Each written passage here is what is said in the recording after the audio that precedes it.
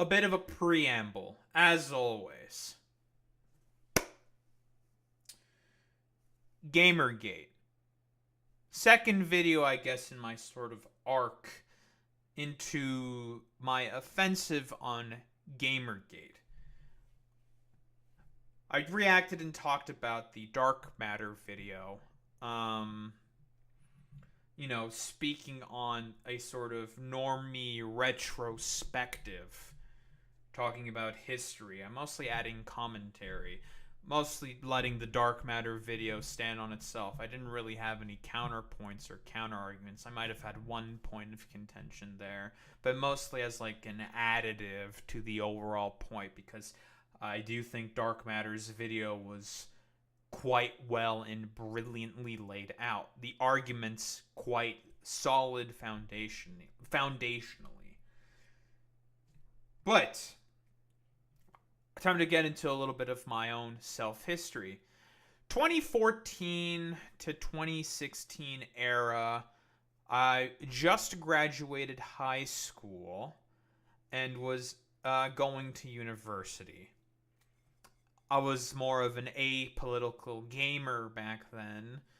Not really sort of getting into the malaise of politics, mostly because I thought I was above it all and that who the hell cares about politics? It's all stupid bullshit, obviously. Which obviously, where I'm here now being very political. So I never really fell into the sort of Gamergate, like, feminist-owned compilation nonsense. I was never really, like, a Reddit atheist either. I was a gamer, but mostly I thought of, like, the main sort of things that Anita Sarkeesian was talking about was, okay, whatever. I can kind of get what she's saying. Yeah, she might be right that, like, maybe women wearing those skimpy clothes is probably stupid, but, like, I don't know, like, who gives a shit, I guess. I don't know. Maybe it is stupid and developers should change that. I was mostly agnostic, I would say. I didn't really care. Mostly because I was sort of engaging in Twitch culture at the time. Hearthstone, we all know of, like, the big Hearthstone streamers and stuff like that. I was an avid player of Hearthstone at that time. And I mostly just kind of, like, was just along with the Twitch sort of whole memes and stuff. I basically didn't touch YouTube at all. Didn't care about it whatsoever. Because I mostly thought that all this Gamergate shit was stupid. Now you could argue, well, Daho, it wasn't really targeted at your demographic, or maybe you just had a particular foresight that, a lot of other people had. Because I've argued that I would have been a prime demographic. Like, I wouldn't describe myself as a sort of atheist or like a militant atheist. Like I said, I was agnostic. I didn't really care about, like, God and religion and stuff like that. I was just like, meh, whatever kind of a deal. So for the most part, like, the propaganda never really got to me. I never really engaged with the feminist-owned compilations. I probably would have thought that they were mostly stupid, more than likely. And I just mostly just acted above it all. So I never really have seen any Anita Sarkeesian videos. All of these skeptic YouTubers, all the people doing the deconstructions on liberal pop feminism, which is what I mostly have interpreted Anita Sarkeesian to be sort of engaging in. Liberal pop feminism. And I've talked about previously the problems with liberal pop feminism. It can be very trans exclusionary. It's mostly, like, done for monetary fucking purposes, for commodification. It's not great. It's pretty bad. And I've talked about how I see BuzzFeed, this sort of like this like whole liberal pop shit, pretty much is the first successful instance of outrage marketing driving clicks. Now, I don't think that's what Anita Sarkeesian is doing. I do believe that she's more than likely genuine in her more liberal pop feminism, at least back in this point. I don't know what she believes now. I don't think that really matters. These are the two like biggest videos on her channel: the Damsel in Distress parts 1 and 2, tropes versus women in video games. I mostly just wanted to take a look, see what's being said, and kind of see where like get like an understanding of how she became a sort of catalyst. I've already talked about Zoe Quinn before.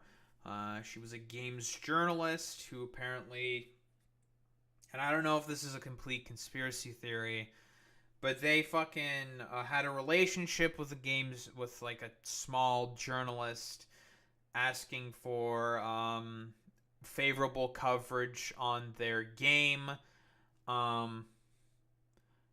for a sexual favor to get good coverage on their game, which was about like I think mental illness or something, but depression, I believe. So I'll be honest. I always thought the sort of basis of Gamergate, the ethics in games journalism bit, there is something there. But they always talked about Zoe Quinn and like the sort of writings and actions of Anita Sarkeesian, which I always found to be the most perplexing and strange. I'm just like, okay, I mean, these are like small fish in the ocean in comparison to the IGNs of the world who have knowingly done quid pro quos with games companies. And they kind of did go after that, but it was more about like the woke shit. That's why I always found it to be strange. When he got Boy Meets Man, it was a dangerous time for me since I had just stopped being evangelical and went militant atheist. That said, there were progressive peeps around me to keep me in check. That's good. That's good. CS? What are you, an East European? So what's up, Chainsaw? From the little I know about her, she's weak by comparison to the inclusive radfems I'm familiar with. Very tame and normal-pilled. That's probably the sort of interpretation that I have as well. But let's see. I've never watched any Anita Sarkeesian videos because they haven't really interested me. Maybe she brings up very, very good points. Maybe she brings up shitty points or something. I mostly want to see from the perspective of a gamer-gator. What was the fuss? What's happening? What's going on? Why? Why did she become a catalyst? Let's see. Mario? I hate when YouTube does that refresh shit, dude.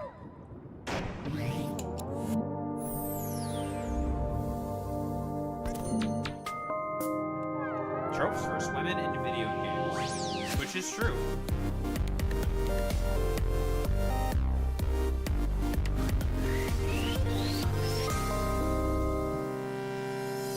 Welcome to our multi-part video series exploring the roles and representations of women in video games.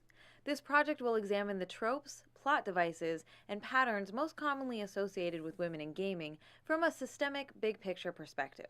This series will include critical analysis of many beloved games and characters. But remember that it's both possible and even necessary to simultaneously enjoy media while also being critical of its more problematic or pernicious aspects. So, without further ado, let's jump right into the damsel in distress. A common trope in many fairy tales, for example, right? The damsel in distress, the noble knight going out to rescue the princess from the evil wizard's tower, Disney tier shit, right? But it's a common story trope that's also used in plot devices of video games, of a lot of stories in general, because it's a rather simple narrative, right? Like, it's very easy to digest and understand. You gotta go save the girl in the fucking castle who's currently trapped. And here's a bit of, like, third way perspective. Why should it always be a woman that's trapped in the castle? Why not just also be a woman saving the man or something, you know? I consider Super Mario a parody of the trope because Mario's princess is always in another castle. That's a good point. Yeah, like, you know, we all know the joke about, like, the toad being in the castle. Thanks for rescuing me, Mario, but the princess is in another castle or some shit. I'm really good at Toad. My best, greatest Toad impression. But that's why, like, a lot of, like, kids games in particular use that trope, right? Because it's easy, you know? Mario uses it because it's easy. Or, like, well, this is mostly, like, a Nintendo game thing. It's used because it's easy to understand. You know, you gotta save the girl who got kidnapped by the bad guy and whatever. The roles could be reversed, and honestly, I don't think really anyone would care in particular, to be honest. But I guess, like, mostly the reasoning for as to why, yeah, Echoes of Wisdom. Yeah, you're Zelda in Echoes of Wisdom. And she destroys monsters, and she saves Link from, like, I don't know, a dimension suckhole or some shit. I've not played any of those games. Those games, I really like their art style, though. I probably should play those games. You know, sidetracking aside, whatever. This is mostly like a trope being used specifically by Nintendo, and Nintendo is based in Japan. Culturally, they're quite conservative. They're gonna engage in, like, a lot of, like, more simple, like, media tropes and stories to sell to fucking mostly children, because that's their main demographic. And, you know, enforcement of patriarchy, the defenseless woman against the, you know, the man who has to go fucking rescue her and shit like that, right? You know, suckhole. Well, I don't know what the fuck it is in fucking Echoes of Wisdom. It looks like a suckhole. What do you want from me? Some fucking purple goop comes out of nowhere, and it fucking sucks Link into another dimension. And Zelda's just like, well, fucking goddamn it, dude. I need to save Link. Because we gotta deal with the suckhole. Let's start with the story of a game that no one ever got to play. Back in 1999, game developer Rare was hard at work on a new original title for the Nintendo 64 called Dinosaur Planet. The game was to star a 16-year-old hero named Crystal as one of two playable protagonists. Crystal? She was tasked with traveling through time, fighting prehistoric monsters with her magical staff, and saving the world. She was strong, she was capable, and this is such a familiar character. Who played, like, the Star Fox games on GameCube? I don't remember the name of that game. But, you know, Crystal the Fox. Yeah, we also got a Crystal the Fox here. Ha ha ha. And she was heroic. And who might you be, animal girl? My name is Crystal.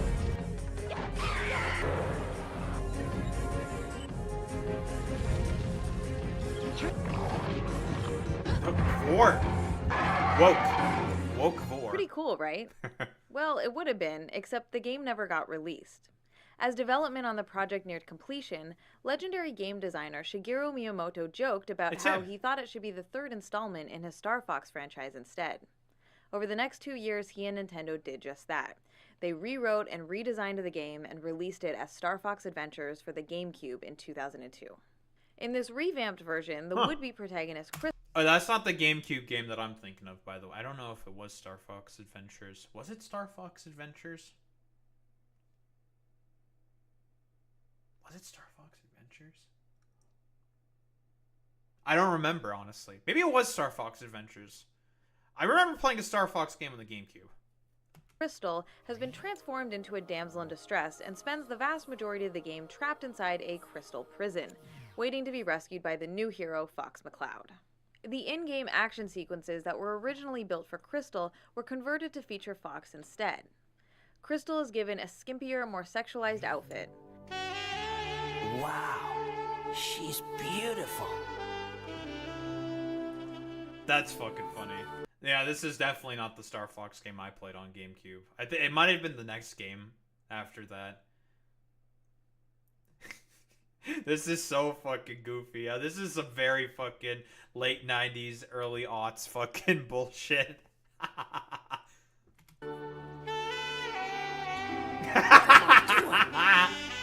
That's funny. And yes, that is cheesy saxophone music playing to make sure it's crystal clear that she is now an object of desire, even while in suspended animation. That's very funny. To add insult to injury, Fox is now using her magical staff to fight his way through the game to save her. The tale of how Crystal went from protagonist of her own epic adventure to the passive victim in someone else's game illustrates how the damsel in distress trope disempowers female characters and robs them of the chance to be heroes in their own right. Real? The term damsel in distress is a translation of the French demoiselle en détresse. Demoiselle simply means young lady, while détresse means roughly anxiety or despair caused by a sense of abandonment, helplessness, or danger. As a trope, the damsel in distress is a plot device in which a female character is placed in a perilous situation from which she cannot escape on her own and must be rescued by a male character, usually providing the core incentive or motivation for the protagonist's quest. In video games, this is most often accomplished via kidnapping, but it can also take the form of petrification or demon possession, for example. Traditionally, the woman in distress is a family member or love interest of the hero. Princesses, wives, girlfriends, and sisters are all commonly used to fill the role. Of course, the damsel in distress predates the invention of video games by several thousand years. The trope can be traced back to ancient Greek mythology with the tale of Perseus. According to the myth, Andromeda is about to be devoured by a sea monster after being chained naked to a rock as human sacrifice. Perseus slays the beast, rescues the princess, and then claims her as his wife.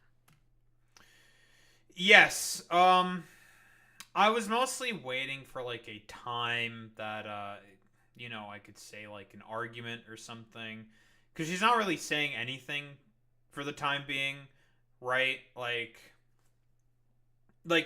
she's not saying anything ostensibly wrong. Like, yeah, she's describing the sort of archetype of the damsel in distress. Yeah, okay, cool, whatever. But yeah, like, is it, like, just aesthetic sort of thing? Like, they don't like the uptightedness? I'm trying to, like, understand and see, like, because there's nothing really ostensibly wrong here. Then again, I don't have, like, really a problem with, like, the uptight university lecture thing.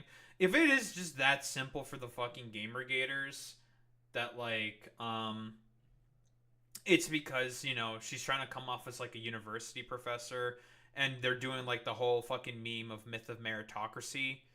But a whole fucking bullshit nonsense. Then there's an angle there for them to get mad. But so far, she's not really saying or doing anything wrong. Not really. It's just that people who already hate academia will get triggered by this. Because that's the funny thing about this. A lot of fucking Reddit atheists, Gamergaters, or Reddit fucking atheists, are ostensibly people who are more educated within, like, nerd culture and stuff like that. It's very interesting, like, the sort of perversion that, like, Steve Bannon and the conservatives did in order to make it more about, like, an attack on general academia. Because I'm trying to see, like, where exactly, like, the Gamergaters might have, like, a problem so far with, like, an argument or something. I'm trying to, like, get into their mindset. Like, so far, like you said, Boy Meets Mini, it's just going to be, so far it's just aesthetic mostly that they're upset with. They don't like the whole academic nature, which is very strange that that's the case, but, Gamergaters are fucking idiots. In the Middle Ages, the damsel in distress was a common feature in many medieval songs, legends, and fairy tales. The saving of a defenseless woman was often portrayed as the raison d'être, or reason for existence, in romance tales and poems of the era, involving a knight-errant, the wandering knight adventuring to prove his chivalry. Hey, I said this. Whoa. Oh, I said that. Soy point. Oh, dude. Prowess and virtue. That's a At very the turn small of the dragon. 20th century, victimized young women became the cliché of choice for the nascent American film industry, as it provided an easy and sensational plot device for the silver screen. A famous early example is the 1913 Keystone Cops short Barney Oldfield's Race for a Life, which features the now iconic scene of a woman being tied to the railroad tracks by an evil, mustache-twirling villain. Around the same time, the motif of a giant monkey carrying away a screaming woman began to gain widespread popularity in media of all kinds. Notably, Tarzan's love interest, Jane, is captured by a brutish primate in Edgar Rice Burroughs' 1912 pulp adventure, Tarzan and the Apes. In 1930, Walt Disney used this meme in an early Mickey Mouse cartoon called The Gorilla Mystery. The imagery was even exploited by the U.S. military in this recruitment poster for World War I. But it was in 1933 that two things happened, which 50 years... Okay, I'm gonna, stop here for a second. Because so far, okay, we're about 5 minutes into this video. She's not saying anything wrong. I guess it's mostly for my own self. Does she get into, root causes for as to why this is the case? The sort of whole idea between, due to patriarchy, the failures of the Enlightenment values, proposed by sort of Enlightenment liberals, so on and so forth. Because, this is fine. It's just very surface level. I don't mean that as, a dig. Because that's, fine, whatever. If she's just trying to, push this out to a more general, broader audience... I know that she has, a nonprofit that she tries to run. There's a charity link in this video saying, oh, it raised this much money for her organization, Feminist Frequency. Right? Fine, whatever. The thing is that, it's not really it's not really getting into the real meat for as to why these things, these tropes, these things exist. Maybe she gets to it eventually. Because so far, there's not really a lot to go off of here at the moment. Years later would set the stage for the damsel in distress trope to become a foundational element in video games as a medium. First, Paramount Pictures introduced their animated series Popeye the Sailor to cinema audiences. The formula for most... Because, so far, it's just mostly been a bunch of anecdotes. And, anecdotes are fine, but they shouldn't serve as main basis for argument, right? If you just use constant anecdotes, as, in the main argument, and not talk about, this is an example of patriarchal standards that have been constantly pushed throughout society. How women are always made to look weak and feeble, and how they always have to be rescued by the man. Okay, that's something, That's something, but so far it's just, kind of boilerplate shit. We could talk about, the sort of optics of the delivery, how it can, come off of to people she's being, nagging or whatever. But then again, the only reason why people are saying that is because they're misogynists. Certainly with, the conservative pundits who more than likely talked about this in these kinds of videos. Most shorts would involve Popeye rescuing a kidnapped olive oil. Second, in March of that year, RKO Pictures releases its groundbreaking hit film King Kong, in which a giant ape abducts a young woman and is eventually killed while trying to keep possession of her. Monkey. Or monkey pill Fast now. forward to 1981, when a Japanese company named Nintendo... That is quite a leap. Holy shit. From the 30s to Nintendo in 1981. Damn. A young designer named Shigeru Miyamoto with the task of creating a new arcade game for the American market. Originally, the project was we're gonna do conceived of Jumpman. as a game starring Popeye the Sailor. But when Nintendo wasn't able to secure the rights, Miyamoto created his own characters to fill the void, heavily influenced by the movie King Kong. Yeah, it's The Donkey game's hero Kong and Jumpman was tasked with rescuing a damsel named the Lady after she's carried off by a giant ape. In later versions, she's renamed Pauline. Oh, Pauline! Oh, this is where Pauline came from. Oh. Now I understand why she exists in Mario Odyssey. It's a throwback all the way to this! Huh. I learned something today. Lovely. Although Donkey Kong is perhaps the most famous early arcade game to feature the damsel in How distress, the fuck did I not know it wasn't that? the first time Miyamoto employed the trope. 2 years earlier, he had a hand in Women preaching trans-inclusive gender essentialism does not equal women talking about weird tropes about women in the entertainment industry. I can stop watching this now. She did nothing wrong. Yeah, I don't know if she did like any like exclusionary rhetoric. I guess that's mostly what I'm seeing if she did. It's like I said, Chainsaw. This is like it's fine. It's just boilerplate, and so far it's mostly just been anecdotes, which is like anecdotes are fine. The problem that people have with anecdotes is if you're using that as the main basis of your argument. designing a 1979 arcade game called Sheriff. Unless this is supposed to just be kind of like a historiography, like a sort of historical retelling. Maybe that's what it is more so, like a sort of historic retelling of like, here are all the stuff in video games of how women were like used as like particular representation or whatever. And then like Gamergaters more than likely incredulously used a video like this to attack Anita Sarkeesian in particular.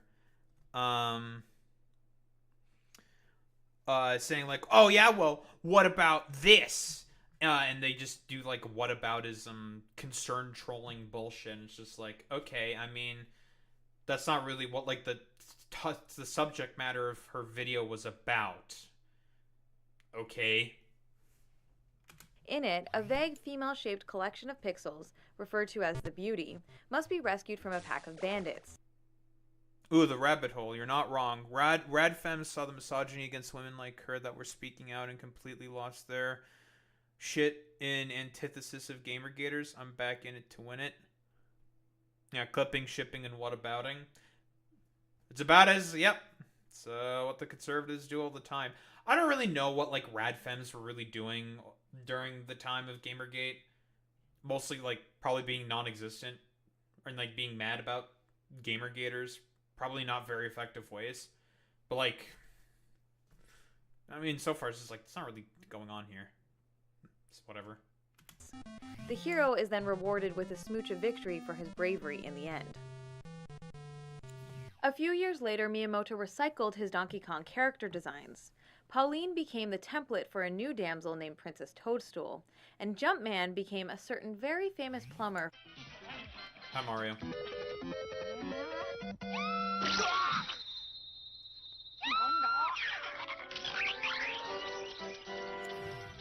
Princess Peach is in many ways the quintessential stock character version of the damsel in distress.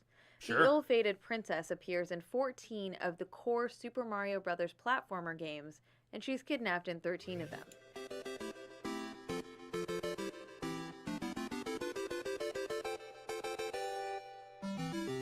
Debating on whether or not terse or fallacy doesn't seem to be anything like them. I never clocked Anita Sarkeesian as like a turf, to be honest.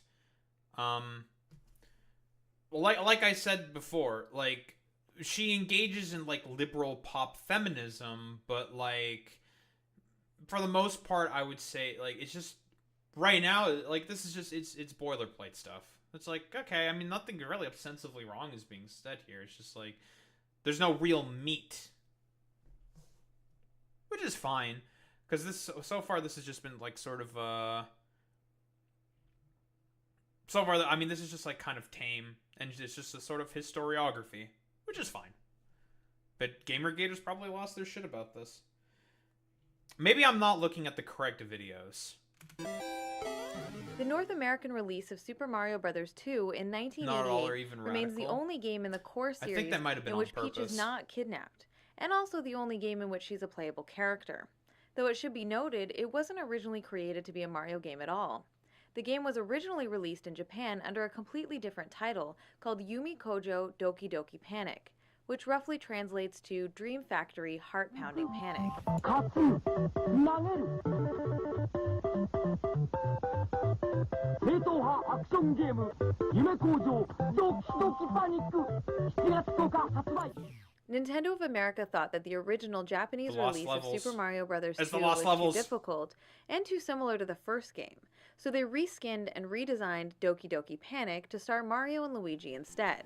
That's true. However, the Japanese game already had 4 playable characters. We all The know designers this opted to iconic include music. Toad and the Princess to fill the 2 remaining slots, building directly on top of the pre-existing character models. So really, if we're honest, Peach is kinda accidentally playable in this one. Still, she had the awesome ability to float for short distances, which came in really handy, especially in the ice levels. Sadly, Peach has never been a playable character again in the main franchise. Even with newer games that feature 4-player options like the new Super Mario Bros. Wii and Wii U, the princess is still excluded from the action. This is true, but I think in some of the newer games, I think she's playable now. Was she play? I think like I mean this video is like 11 years old, so obviously like this sort of epically I'm epically owning her right now. I do believe she eventually does become a playable character. Yeah, you can play her in Wonder. I think you could play her even earlier because there's like Catsuit Peach. Which Mario is it? I think it was the 3DS game. I think you could first play as Peach. You know, I think it's the 3DS game. I'm looking this up.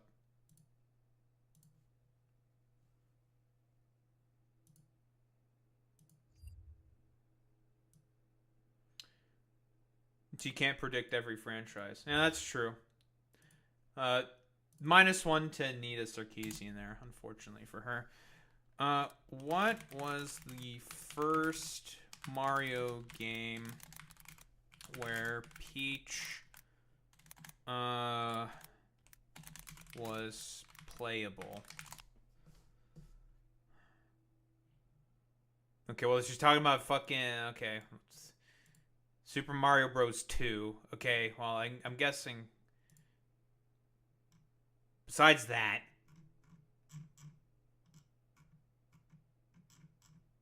Why the fuck is Minecraft here? No one cares about Mario Party. Super Mario. Oh, yeah, she's a character in Super Mario RPG. That game is old as fuck, but it's not a mainline Mario game. Super Mario Bros. Deluxe U. U Deluxe. So that's a Wii U game, which would have come out after the Wii. Super Mario 3D World. That's the one I was looking for. Yeah. There's that. Otherwise, there's not a lot of other shit. Your Paper Mario games. Smash. Here's Wonder. Princess Peach Showtime. Yeah, she got her own like headline game where I don't know. It's like whatever the fuck it is. I don't know what it is.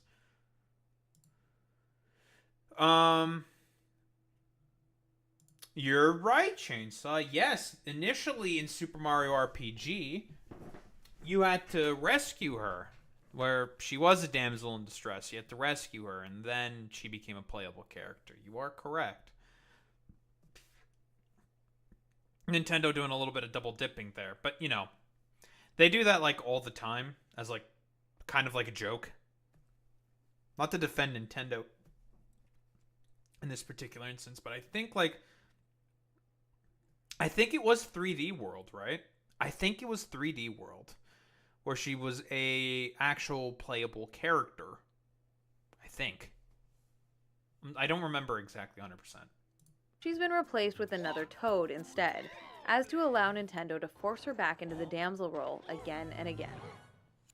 Peach does, of course, appear in many spin-offs such as Oh, the well. Mario Party, Mario Sports, and There it Mario is. Kart series, as well as the Super Smash Bros. Nintendo Universe Yeah, that's true. crossover fighting games. However, all of these spin-offs fall well don't want outside the of the Nintendo core Ninja Super lawyers. Mario series of platformers. She is the star of only one adventure, and we'll get to that a little later. One way to think about Damsel's characters is via what's called the subject-object dichotomy. In the simplest terms, subjects act, and objects are acted upon. The subject is the protagonist, the one who the story is centered on, and the one doing most of the action.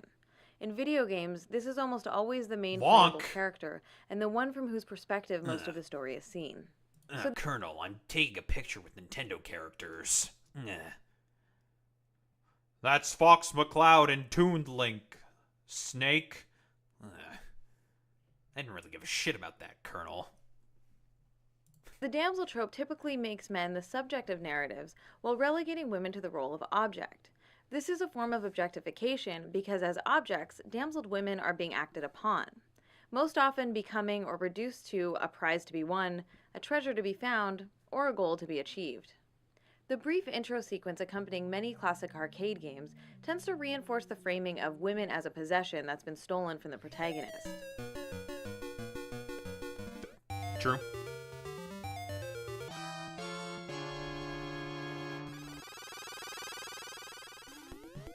No, the women. I love women.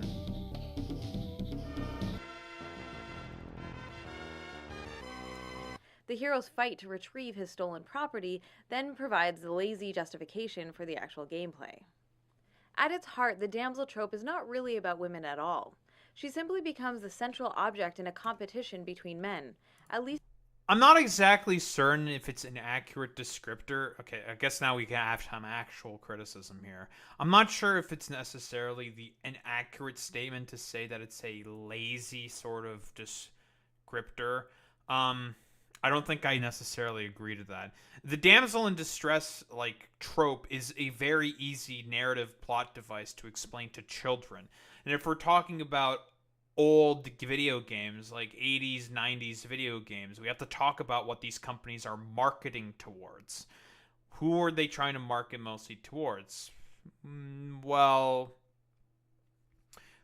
at that point, it would have been more rich, sort of affluent white families, more than likely. People who could easily afford these sort of game systems with games and whatnot. Because back then, these were luxury items. Very, very difficult to get. Rescuing the cave princess by her hair to the hut in the woods, not problematic at all. Yeah, I mean, obviously, yeah, we can talk about problematic elements, but again, we're talking about these sort of overall narrative and the marketability right now, right? Obviously there's problematic elements about how the women are being treated or whatever. I don't really give a shit about that in this particular instance. It's like I said before.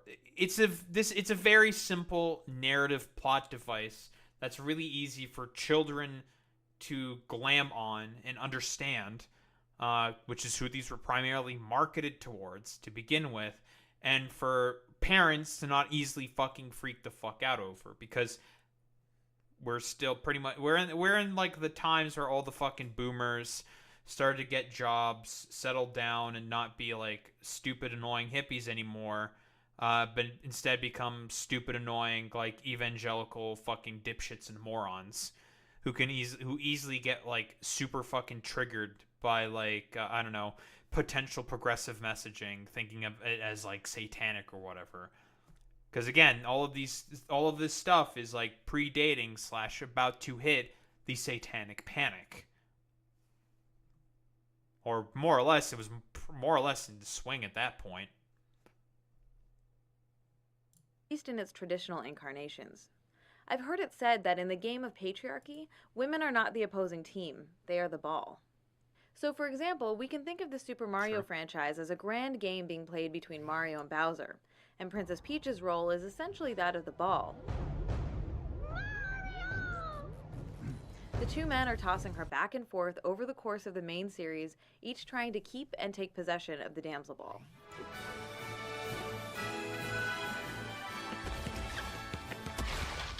Hey, they look at Mario and they'll be like, that guy can never ball. The damsel in distress, the popularity of their Save the Princess formula essentially set the standard for the industry. The trope quickly became the go-to motivational hook for developers, as it provided an easy way to tap into adolescent male power fantasies, in order to sell more games to young straight boys and men. Oh, it's actually a pretty good criticism that I can agree with here. Yeah, I can generally agree with that. And yes, she is correct in saying overall that Nintendo was the first one to set the standard, right? When Miyamoto was talking about wanting to market his games, he was choosing whether he wanted to market it to women or to men. He chose famously men.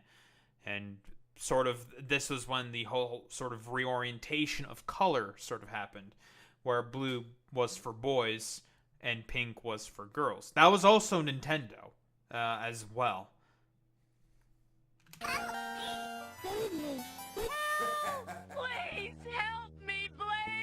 Throughout the 80s and 90s, the trope became so prevalent that it would be nearly impossible to mention them all. There were literally hundreds of examples showing up in platformers, side-scrolling beat-em-ups, first-person shooters, and role-playing games alike.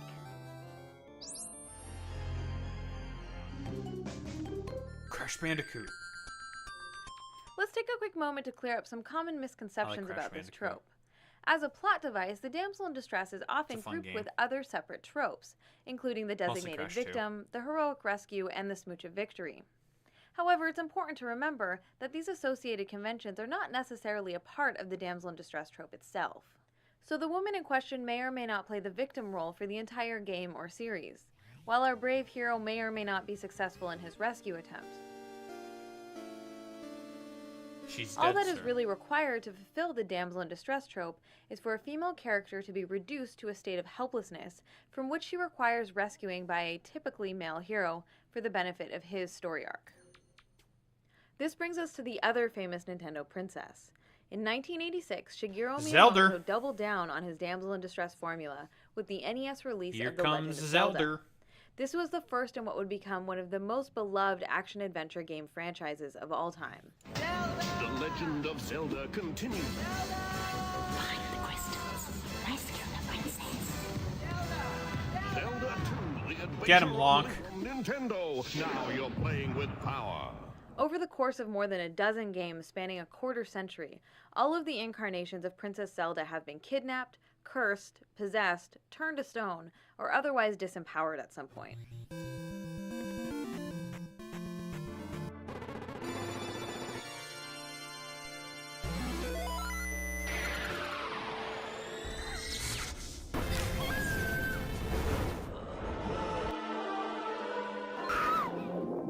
Who's Tetra?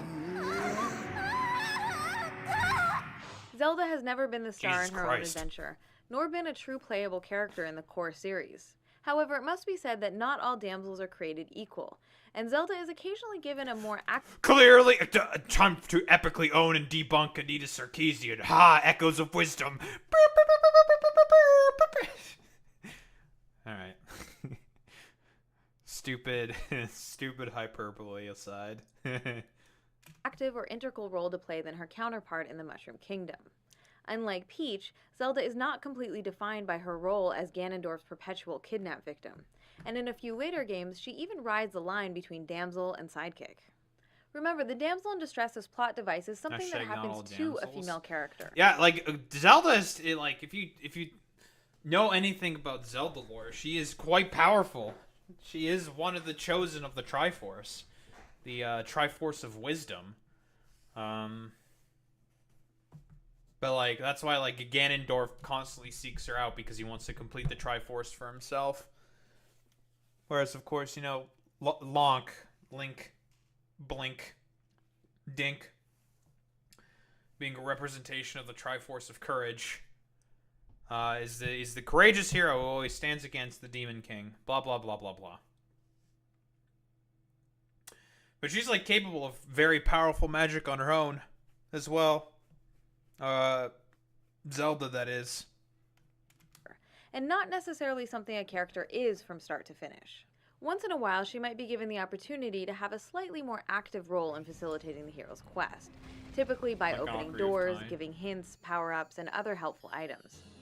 Yeah, Ocarina of I call Time. this variant on the theme the helpful damsel. Indeed, Zelda is at her best when she takes the Oh, form and of Sheik in Ocarina of Time and Tetra in The Wind Waker. In Ocarina of Time, Zelda avoids capture for the first 3/4 of the game. Disguised as Sheik, she is a helpful and active participant in the adventure, and she's shown to be What more the- than capable. A ninja. Bakana. However, as soon as she transforms back into her more stereotypically feminine form of Princess Zelda, she's captured within 3 minutes. Literally 3 minutes. I timed it.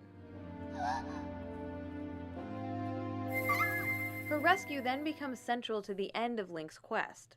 Similarly, in The Wind Waker, Tetra is a feisty and impressive young pirate captain.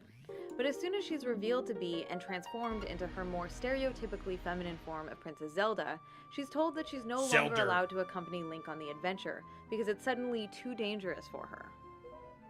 She's ordered to wait in the castle, which she does until she's eventually kidnapped, while waiting obediently in the same spot. It is noteworthy that in the very last stage of Goodbye, the boss Tetra. battle, she does help Link fight Ganondorf for a few brief minutes, which is a refreshing change. Ganondorf.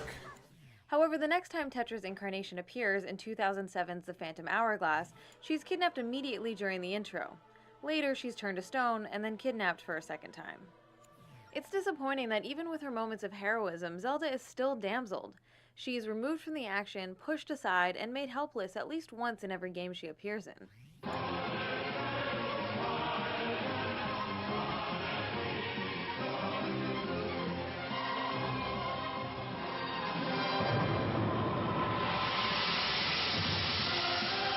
Or play like one.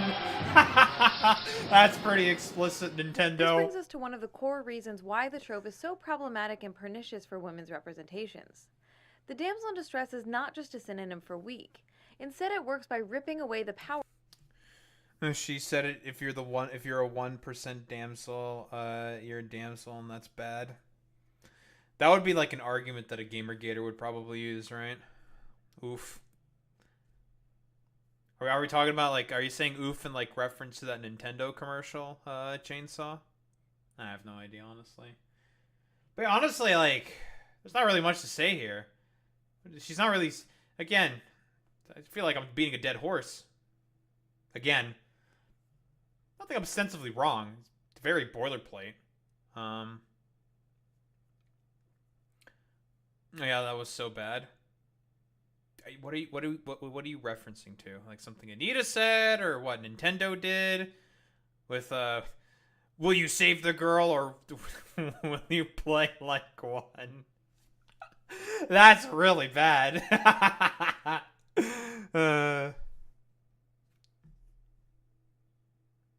Playing like a girl. Okay, yeah. I figured. Jesus Christ, Nintendo. power from female characters, even helpful or seemingly capable ones. No matter what we're told about their magical abilities, skills, or strengths, they're still ultimately captured or otherwise incapacitated and then must wait for rescue. Distilled down to its essence, the plot device works by trading the disempowerment of female characters for the empowerment of male characters.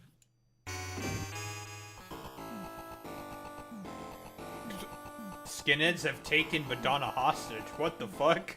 Let's compare the What? damsel to the archetypal hero myth, in which a typically Okay. male character may occasionally also be harmed, incapacitated, That vigilante game seems whoa. Skinheads kidnapping Madonna. What the heck? That's crazy. or briefly imprisoned at some point during their journey. In these situations, the character relies on their intelligence, cunning, and skill to engineer their own escape. That's better. Or, just punching a hole in the prison wall works too. The point is, they're ultimately able to gain back Yeah, well, their you own don't. freedom. In fact, We all know that Snake is basically a JoJo character before, JoJo got, very culturally popular. That process of overcoming the ordeal is an important step in the protagonist's transformation into a heroic figure. A damseled woman, on the other hand, is shown as incapable of escaping the predicament on her own, and then must wait for a savior to come and do it for her. In this way, the damsel's ordeal is not her own. Instead, it's framed as a trial for the hero. Mario, why are you looking up her dress, bro? What the fuck, man? Kind of weird, Mario. Weird. Halt. Fucking weird, bro. To overcome. Consequently, the trope robs women in peril from the opportunity of being the architects of their own escape, and therefore prevents them from becoming archetypal heroes themselves. Today, many old-school damsel games are being resurrected for modern platforms, services, and mobile devices, as publishers are in a rush to cash in on gaming nostalgia and capitalize on any recognizable characters from years gone by. For example, Sega's 1993 platformer Sonic CD, featuring a damseled Amy Rose, has been an actual interesting potential critique here. Yes. The underlying reasoning for all of this, obviously, is because monetary gain. Capital acquisition. I highly doubt Gamergaters ever really cared or talked about this. And, like, when they, I don't know, tried to epically own these videos or whatever fucking idiot shit they try to do. I don't know, they probably said some other fucking stupid shit. Because, like, I'm trying to, like, think, like, what would they fucking, like, try to, like, epically debunk and say and own? It's like, yeah, well, you know, that's just, like, a case of, like, the woman knowing her place or some shit, right? And it's just, like, I mean, you know, I guess if we want to be, like, strangely fucking, I mean, if we want to, like, have, like, a conniption. But then again, that's what Gamergate was all about, right? You know, sort of like having a conniption, a fucking, just a complete, like, schizoid rage out about, like, nothing really, to be honest, you know? Like, oh man, look at Games Company trying to capitalize on market trends or whatever. I don't even know, like, what were the main games at this point? We're talking like 2011. StarCraft just came out and is quite popular, but still relatively niche. Call of Duty doesn't really do damsel in distress stuff. It's just like action, shooty bad guy stuff. I'm like trying to like think like what exactly about these games like are like triggering to Gamergaters. Like, would they like make like a counterpoint about like, oh yeah, well I mean these are just like how old games were like made before, like you annoying like weirdo or something. Like, why can't you just like accept that? And it's like it's not like Anita Sarkeesian's really rejecting that sort of premise or framing. She's more talking about like, yeah, like these are kind of like it's like a historiography, like I said, of why these games are the way that they are. Still, like, honestly, like, it's like you have to like come up with such a stretch, like potentially out of context, like argument for us to like why what she's saying is bad. Because again, like she's not saying anything wrong or bad or whatever. It's just boilerplate. Because like she was a catalyst for a harassment movement, a hate movement. And like she's not even saying anything fucking crazy or like radical or ridiculous. Like it's just like I guess like overall what I'm trying to say is it really shows the fragility that these fucking Gamergate dipshits fucking had. Like,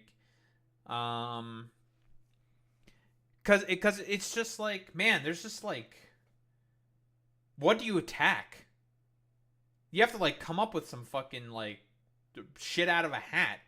Maybe one of her other videos, maybe it's the lingerie is not armor sort of a deal that maybe like Gamergaters had more of a conniption about, right? Like where like you know, well obviously it's armor because like you're not using like in-game lore perspectives like at all correctly. It's realistic, bro. Like what do you mean?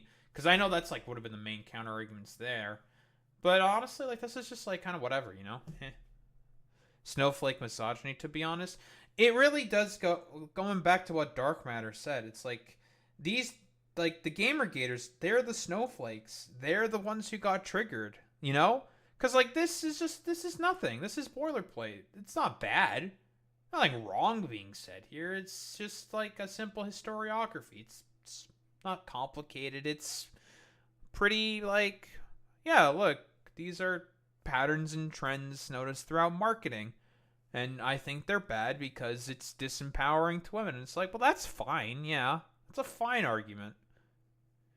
Funnily enough, that was the one I did see Radvams take very seriously when The Take came out. Yeah, like, it's just such a fucking nothing burger. Been enhanced and made available for download on a wide variety of modern platforms. Jordan Mechner's famous Karateka and Prince of Persia games, originally released for the Apple II home computer in the 1980s, have both seen modern HD remakes. Oh shit. Prince of Persia. And the 1983 animated Laserdisc game Dragon's Lair, with ditzy Princess Daphne, has been ported to just about every system imaginable. Please save me. The cage is locked with a key. The dragon looking keeps respectively. It around his neck. To slay the dragon, use the magic sword. Remember Pauline? Damsel. That is so fucking... That's so fucking ridiculous. It almost feels like it's fucking parody. I'll be honest. That shit almost feels like it's fucking parody of, like, the trope. I'll be honest, you know, just because of how overplayed it is. Maybe I'll criticize Anita for that one. Yeah, you fucked up there, Anita. You fucked up there, Sarkeesian. That was probably more of a parody of, like, you know, the damsel in distress sort of trope. Just like how Warhammer is a parody of, like, fascist totalitarianism, but people aren't gonna take it literally because they don't understand. They have, like, bad media analysis. The classic Donkey Kong arcade? Well, she's also been revived. First in 1994's Donkey Kong for the Game Boy, and later in the Mario vs. Donkey Kong series for the Nintendo DS. Each game features a rehashing of the old excuse plot, with Pauline being whisked away by the giant ape during the opening credits. I like these games. Well, I played the version on Game Boy, where the thing that Donkey Kong was kidnapping were the little Mario toys. That was funny. That was a fun game. I don't remember if I ever beat it. Oh, because I got stuck on one level because I just didn't know how to do it. But I almost beat it. The now iconic opening seconds of the 1987 beat-em-up arcade game Double Dragon has Marion being punched in the stomach, thrown over the shoulder of a thug, and carried away.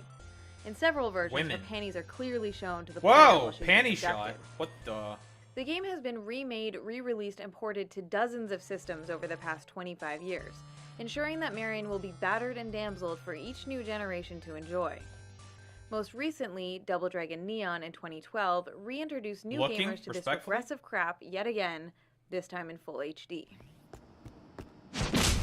Oh shit. The pattern of presenting women as fundamentally weak, ineffective, or ultimately incapable has larger ramifications beyond the characters themselves and the specific games they inhabit. We have to remember that these games don't exist in a vacuum. They are an increasingly important and influential part of our larger social and cultural ecosystem. The reality is, this trope is being used in a real-world context where backward sexist attitudes are already rampant. It's a sad fact that a large percentage of the world's population still clings to the deeply sexist belief that women as a group need to be sheltered, protected, and taken care of by men. The belief that women are somehow a naturally weaker gender is a deeply ingrained, socially constructed myth, which of course is completely false, but the notion is reinforced and... I will say this, Anita's content is more for game writers slash devs than general public. I can broadly agree with that, yeah. The problem... the problem is that it's going to be used dishonestly. The general public will clip out of context. Yeah. It's not meant for, like, normie consumption. Which, again, I guess that's what makes her, like, the perfect target for, like, stupid conservatives. Because, again, they can't really engage with any of the arguments, honestly, right? Because she's not really saying anything wrong. Beating a dead fucking horse. But it's very easy to clip her out of context and just construct a straw man out of what she's saying. Very, very easily. Classic fucking conservatives.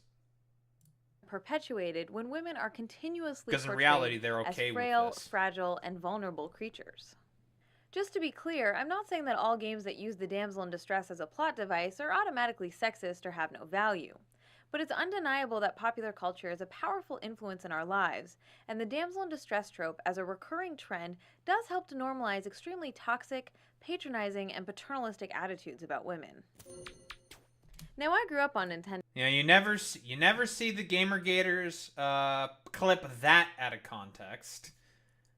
You never see that directly addressing potential detractors. But, nice meme. Reconsidering the surrounding boob armor discourse, I'm developing a theory. Interested to see more of her content. Yeah, it's like I might do the fucking boob armor fucking shit. Lingerie is not, because this is like, there's a lot of nothing here, to be honest. Not like nothing. I say that like purely rhetorically. There's obvious stuff here, but it's very boilerplate. That's what I mostly mean by nothing. It's not nothing. It's just like, you know, very like reasonable, like unobjectionable stuff that she's saying. But, you know, if you want to clip it in a certain way to be stupid and annoying, to make a harassment movement for the express purpose of capital interests, there's stuff you can work with here. Wonder why, Smug Pepe? Oh, yeah.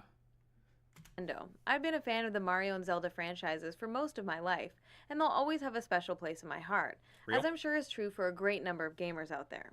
But it's still important to recognize and think critically about the more problematic aspects, especially considering many of these franchises are as popular as ever, and the characters have become worldwide icons.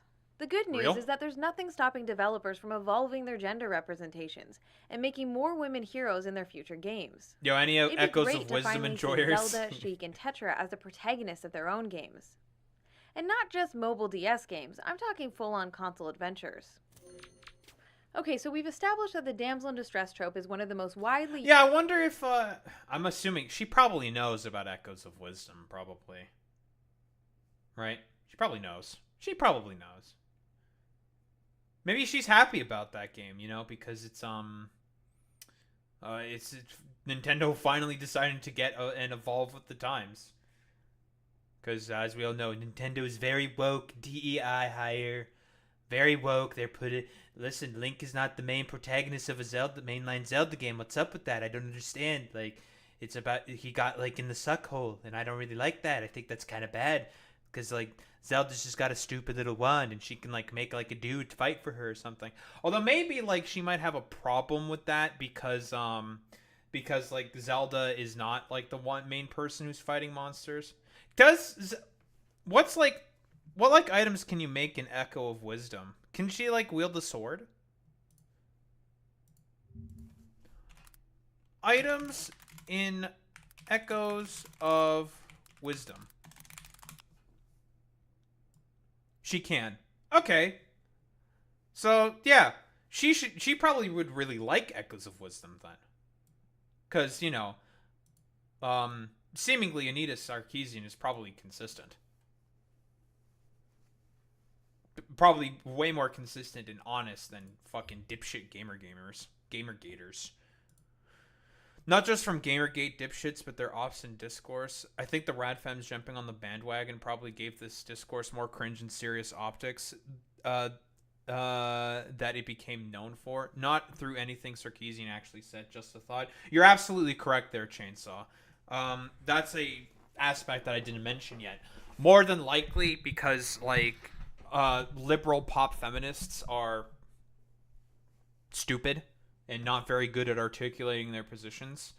They probably did quite a number in trying to optically frame this as like easy red meat for Gamergaters to sort of try to glam onto and go after. But you know,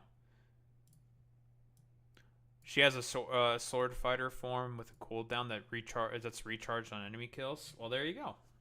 Zelda can now fight people. I don't know if Peach can. Fucking get the hell out of here, Discord. Used gendered cliches in the history of video games and has been core to the popularization and development of gaming as a medium. But what about more modern games? Has anything changed in the past 10 years? Well, stay tuned for part 2, where I'll be looking at more contemporary examples of the damsel in distress trope. We'll look at all the dark and edgy twists and turns and see how the convention has been used and abused right up until today. Then we'll check out some games where developers have tried to flip the script on the damsel. I would like to extend a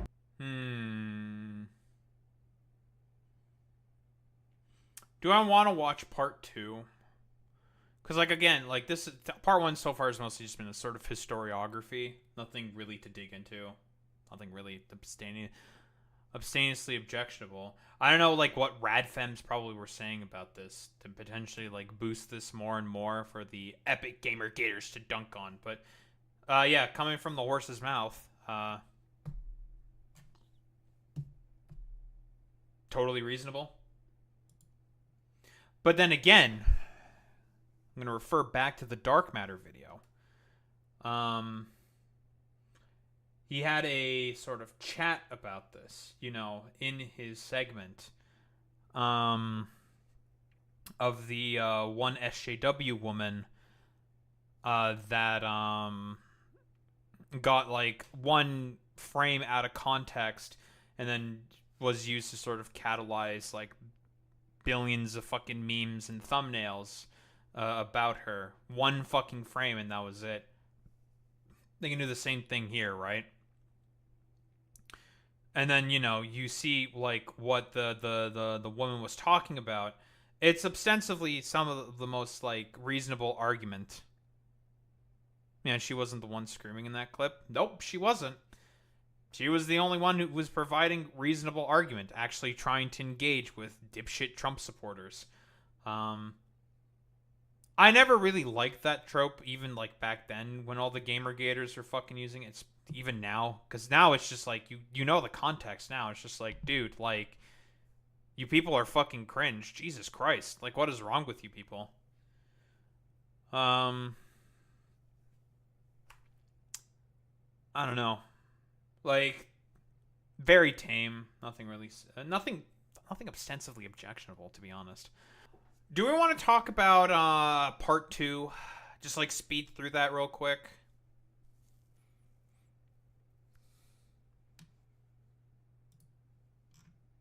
I think I might cover boob armor. No, lingerie is not armor. Chose for women games. Trying to see if like this is something the Gamergaters. I'm curious. Let's take a look. Part 2. I'd rather speed through this, honestly. Probably put that shit on ×2. I mean, we looked at part 1. Might as well look at part 2. Then we'll do boob armor. And see if I come up with any conclusions from there. But yeah, overall summary of part 1. General historiography. Nothing really objectionable or crazy. I guess like it's mostly like meant, yeah, not for a particular general public audience, which is probably why she doesn't really talk as much about like monetary, like capital sort of like monetary, like capital incentives or whatever, which is fine. Like, not really anything of interest there, but let's take a look at part 2. The modern iterations of the damsel in distress. This is what, from like, still probably like 11 years ago? Yep, 11 years ago. It's Dante!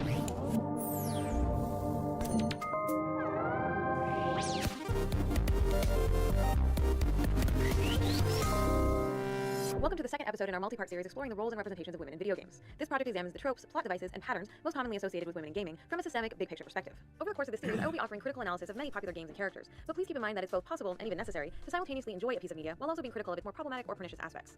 I just want to caution viewers that as we delve into more modern games, we'll be discussing examples that employ some particularly gruesome and graphic depictions of violence against women. I'll do my best to only show what is necessary, but this episode does come with a trigger warning. It's also recommended that parents preview the video first before sharing with Woke. Trigger warnings. Can't believe you said what are you, triggered liberal? Triggered? Are you triggered?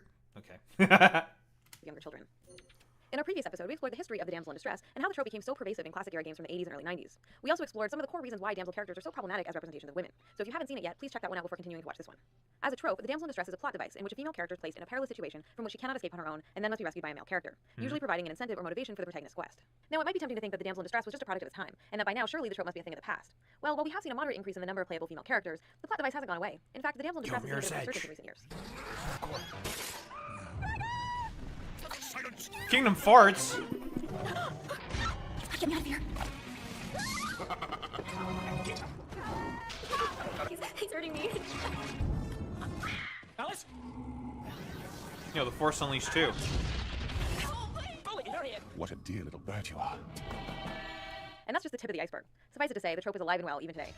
And since the majority of these titles still focus on delivering crude, unsophisticated male power fantasies, developers are largely Devil unwilling to May give up the damsel in distress as a Cry. representation for their brooding male heroes or anti-heroes. Remember that as a trope, the damsel in distress is a plot device used by writers, and not necessarily always just a one-dimensional character type entirely defined by victimhood. Now and then, damsel characters may be well-written, funny, dynamic, or likable. I'm just trying to set you on fire through this stupid hat. What a delightfully mean little brain you have. However, this extra character development tends to make their eventual disempowerment all the more frustrating. Damsels on the more sassy end of the spectrum may struggle with their captors, or even attempt to escape on their own, but inevitably their efforts always prove futile. Occasionally, they may be allowed to offer the hero a last-minute helping hand, or to kick the bad guy while he's down, but these moments are largely symbolic and typically only happen after the core adventure is over, or the danger has passed. These token gestures of pseudo-empowerment don't really offer any meaningful change to the core of the trope, and it feels like developers just throw these moments in the last minute to try and excuse their continued reliance on the damsel in distress. Periodically, game developers may attempt to build a more fleshed-out relationship or emotional bond between the damsel character and the male protagonist. In the most decidedly patronizing examples, depictions of female vulnerability are used as an easy way for writers to trigger an emotional reaction in male players. As we discussed in our first episode, when female characters are damseled, their ostensible agency is removed, and they're reduced to a state of victimhood. So narratives that frame intimacy, love, or romance as something that blossoms from or hinges upon the disempowerment and victimization of women are extremely troubling because they tend to reinforce the widespread Probably regressive notion Japanese that women in game. vulnerable, passive, or subordinate Very positions are silly somehow desirable looking. because of their powerlessness. Unfortunately, these types of stories also help to perpetuate the paternalistic belief that power imbalances within romantic relationships are appealing, expected, or normal. Okay, so we know that the damsel in distress is alive and well in gaming, but that's not the full picture. There's an even more insidious side to the story. Over the past decade, game companies have been desperately searching for ways to stand out in a market increasingly oversaturated with very similar products. As a consequence, we've seen a dramatic increase in the number of games attempting to cut through the clutter by being as dark and edgy as possible. So we've seen developers try to spice up the damsel in distress cliche by combining it with other tropes that involve victimized women. I've identified a few of the most common of these trope cocktails, which join together multiple regressive or negative representations of women, including the disposable woman, the mercy killing, and the woman in the refrigerator. Woman in the refrigerator? Jesus, that's morbid sounding. The term women in refrigerators was coined in the late 1990s by comic book writer Gail Simone to describe the trend of female comic book characters who are routinely brutalized or killed off as a plot device designed to move the male character's story arc forward. The trope name comes from Green Lantern issue number 54, in which the superhero returns home to find his girlfriend murdered and stuffed inside his refrigerator. This trading of female characters' lives for something meant to resemble male character development is of course part of a long media tradition, but the gruesome death of women for shock value is especially prevalent in modern gaming. The women in refrigerator trope is used as the cornerstone of some of the most famous contemporary video games. It provides the core motivational hook behind both the Max Payne and the God of War series, for example. My wife, my child. True. Yeah, true. Pretty true. No, Kratos, I killed my own wife because Ares was like cringe and stupid, so now I have to go on my rage. I'm angry. I'm gonna kill people. That's God of War. In each case, the protagonist's wife and daughter are brutally murdered, and their deaths are then used by the developers as a pretext for their inevitable bloody revenge quest. It's interesting to note that the reverse scenario, games hinging on a woman vowing revenge for her murdered boyfriend or husband, are practically non-existent. The gender role reversal is so unusual that it borders on the absurd. Which is one of the reasons why the scene from Disney's Wreck-It Ralph is so humorous. I could do a very long video just exploring this one trope in gaming, but today I want to look at how the woman in the refrigerator is connected to the damsel in distress. That is Specifically, humorous. game developers That have is found to funny. combine these two plot devices. One popular variation is to simply use both tropes in the same plot. Where did the fucking girl on the altar pull out that chain gun? I got a chain gun! Oh fuck! Outline, so as to have the male protagonist's wife stuffed in the fridge while his daughter is damseled. In Outlaws, your wife is brutally murdered and you then have to rescue your daughter. Who did this? Taken Sarah. In Kane and Lynch, your wife is brutally murdered and you then have to rescue your daughter. I'll find them all before they find Jenny. In Prototype 2, your wife is brutally murdered and you then have to rescue your daughter. In Inversion, your wife is brutally murdered and you then have to rescue your daughter. Layla, where is he? In Asura's Wrath, your wife is brutally murdered and you then have to rescue your daughter. Save her. In Dishonored, the Empress is brutally murdered and you then have to rescue her daughter, though it's heavily implied that she's your daughter too. Find Emily. Protect her. It's no coincidence that the fridge plot device and the damsel plot device work in much the same way. Both involve female characters who have been reduced to complete states of powerlessness by the narrative, one via kidnapping, the other via murder. The two plot devices used together then allow developers to exploit both the revenge I've played this game. Dishonored was a fun game. But yeah, overall, the plot device, yeah, very, very, very simple. Sort of similar to Damsel in Distress. Oh, but you gotta rescue the Empress's daughter. Yeah, it's very uncreative. I don't know if that's the correct word. Motivation and the good old-fashioned save the girl motivation. Believe it or not, there's another more insidious version of this particular trope hybrid, which I call the damsel in the refrigerator. Now, you may be asking yourself, how can a fridged woman still be in distress? Since by definition, being fridged usually sort of requires being dead.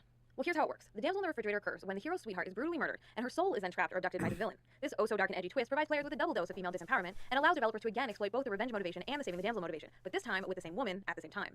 This trope combination can be traced back to old-school side-scrollers like Splatterhouse 2 and Ghouls and Ghosts, but the damsel in the refrigerator has definitely become a more popular trend in recent years.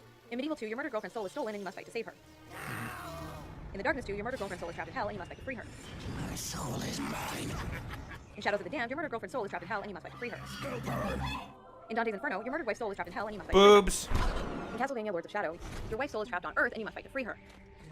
The damsel in the refrigerator is part of a larger trend of throwing women under the bus in increasingly gruesome ways, in an apparent attempt to interject what I'll loosely refer to as mature themes. Developers must be hoping that by I'm starting to like wonder if this is like games at this point. Well, they have to be kind of more edgy because of like Call of Duty lobbies, right? This was like the time of like Modern Warfare 2 lobbies, right? Like Call of Duty, very like realistic, edgy sort of like tropes that are constantly being used in like video games, right? Now you can blame the CS players. I don't know, Boy Meets Mini. You did admit to being a Counter-Strike player. I don't know, Boy Meets Mini. I don't know. But yeah, like, I mean, this is like it's sort of dialing on the sort of like more brutalization, violence, edginess, or whatever because of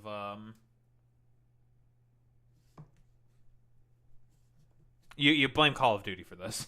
Exploiting sensationalized images of brutalized women, it'll be enough to fool gamers into thinking that their games are becoming more emotionally sophisticated. But the truth is, there's nothing mature about most of these stories, and many of them cross the line into blatant misogyny. Since what we're really talking about here are depictions of violence against women, it might be useful to quickly define what I mean by that term. When I say violence against women, I'm primarily referring to images of women being victimized, or when violence is linked specifically to a character's gender or sexuality. Female characters who happen to be involved in violent or combat situations on relatively equal footing with their opponents are typically exempt from this category because they're not usually framed as victims. As I mentioned in our last video, the damsel in distress doesn't always have to be accompanied by a heroic rescue. Here I was again, with all hell Those woke fighting games breaking loose around me, standing over another dead girl I had been trying to protect. Sometimes the hero fails to save the woman in question, either because he arrives too late, or because, surprise twist, she's been dead the whole time. Nicole has been dead this whole time. No! All my powers, and I couldn't do a thing. Kill me! Or in the case of the 2009 version of Bionic Commando, not only has your wife been dead the whole time, but turns out she's actually a part of your bionic arm. I never wanted to get involved in this. It's okay.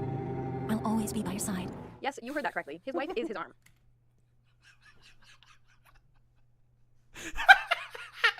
That's fucking wild. This is a good frame that I stopped on too. Sir, my wife is my arm now. Fuck. But the most extreme and gruesome variant of this trend is when developers combine the damsel in distress with the mercy killing. This usually happens when the player character must murder the woman in peril for her own good. Funny. I like to call this happy little gem the euthanized damsel. Typically, the damsel has been mutilated or deformed in some way by the villain, and the only option left for the hero is to put her out of her misery himself. We can trace this one back to the original 1980s arcade game Splatterhouse, in which your kidnapped girlfriend is possessed and the player is forced to fight and kill her. After saving his been beloved in Castlevania Lament of Innocence, the hero must then kill her to gain the power to defeat the vampire lord. Thank you, Leon. In Breath of Fire 4, Alina has been turned into a hideous monster and then begs you to kill her. In Gears of War 2, Dom is motivated to rescue his captured wife Maria. When he finds her, she has been starved and possibly tortured into a catatonic state, and so he shoots her. In Tenchu Shadow Assassins, Do it. You must. the princess meekly asks the hero to cut her down to get to the villain, which he does. A particularly egregious example can be found in Grand Theft Auto 3, when after you've rescued Maria Latour, it's implied that the protagonist suddenly shoots her because she's talking about stereotypically girly things. I'm broken now and my hair is ruined. I mean, can you believe it? This would cost me $50. I mean, okay, to be fair to Grand Theft Auto, it's a parody of itself. I don't know if that necessarily that argument can really apply to Grand Theft Auto. It's supposed to be like overly dramatized, ridiculous, similar to Warhammer, right? An example that I've used earlier, where it's just like it's very over the top, it's very silly, it's obviously bad. I don't think like it's like glorified in any particular way. It's silly inherently. I guess this is like the one sort of like counter argument that I'd have against like what Anita is saying here. The writers deliberately wrote her character to annoy the player, so in the end, the violence against her becomes the punchline of a cheap misogynist joke. Sometimes these plans happen via cutscene, while other games ask the player to participate directly by pulling the trigger themselves. In the Castlevania Dracula X Chronicles remake, if you don't rescue Richter Belmont's beloved Annette, she will turn into a vampire and you'll then have to kill her. Oh my god, Annette. I'm so sorry I didn't save you. But you know what I do to vampires. What I have to do. What? Ah, fuck. My wife's a vampire. I have to kill her now. Shit. Fuck. No, I'll make you mine forever.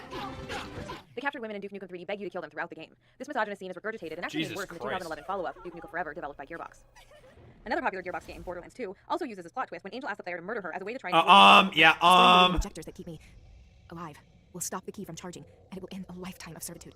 The end of Alone in the Dark gives the player the choice between killing your girlfriend yourself... Choose quickly, carrier. Kill her or let her live. You alone can decide. ...or letting Satan kill her by being reborn in her body. She's dead, sir. The Wii game Pandora's Tower includes one ending in which Elena begs you to kill her before she completes her transformation into a monster.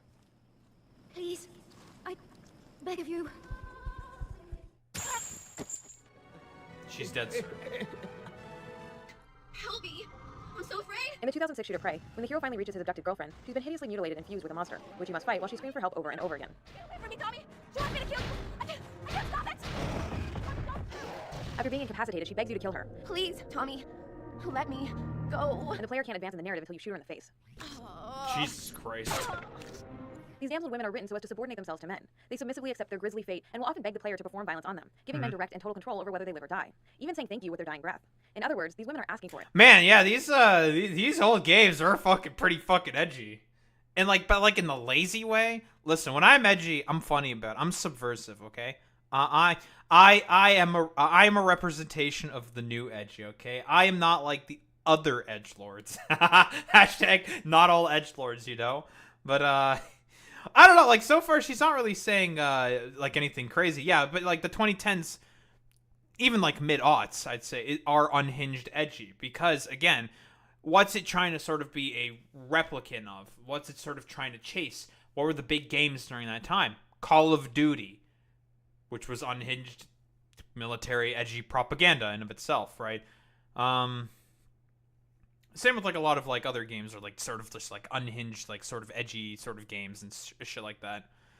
Think about Resident Evil 5 or some shit. Resident Evil 5 with the part of the game where you fight tribal Africans. Dude, that was so bad. Quite literally. The euthanized damsel is the darkest and edgiest of these trope hybrids, but it's also an extension of a larger pattern in gaming narratives where male protagonists are forced to fight their own loved ones who have been possessed or brainwashed by villains. When Kratos finds his mother in the PSP game God of War Ghosts of Sparta, she morphs into a hideous beast, forcing you to fight and kill her. An act for which she thanks you with her dying breath. Finally, I am free. After your girlfriend is transformed into a green ogre and grabbed by the ghoulies, she chases you around trying to get a kiss. Later, you must beat her unconscious before she can be returned to normal. The final boss in Shadows of the Damned turns out to be your own girlfriend, Where is my freedom? who you must shoot down. Similar scenarios are replicated in dozens of other titles as well. Oh, hey, speaking of Resident Evil 5.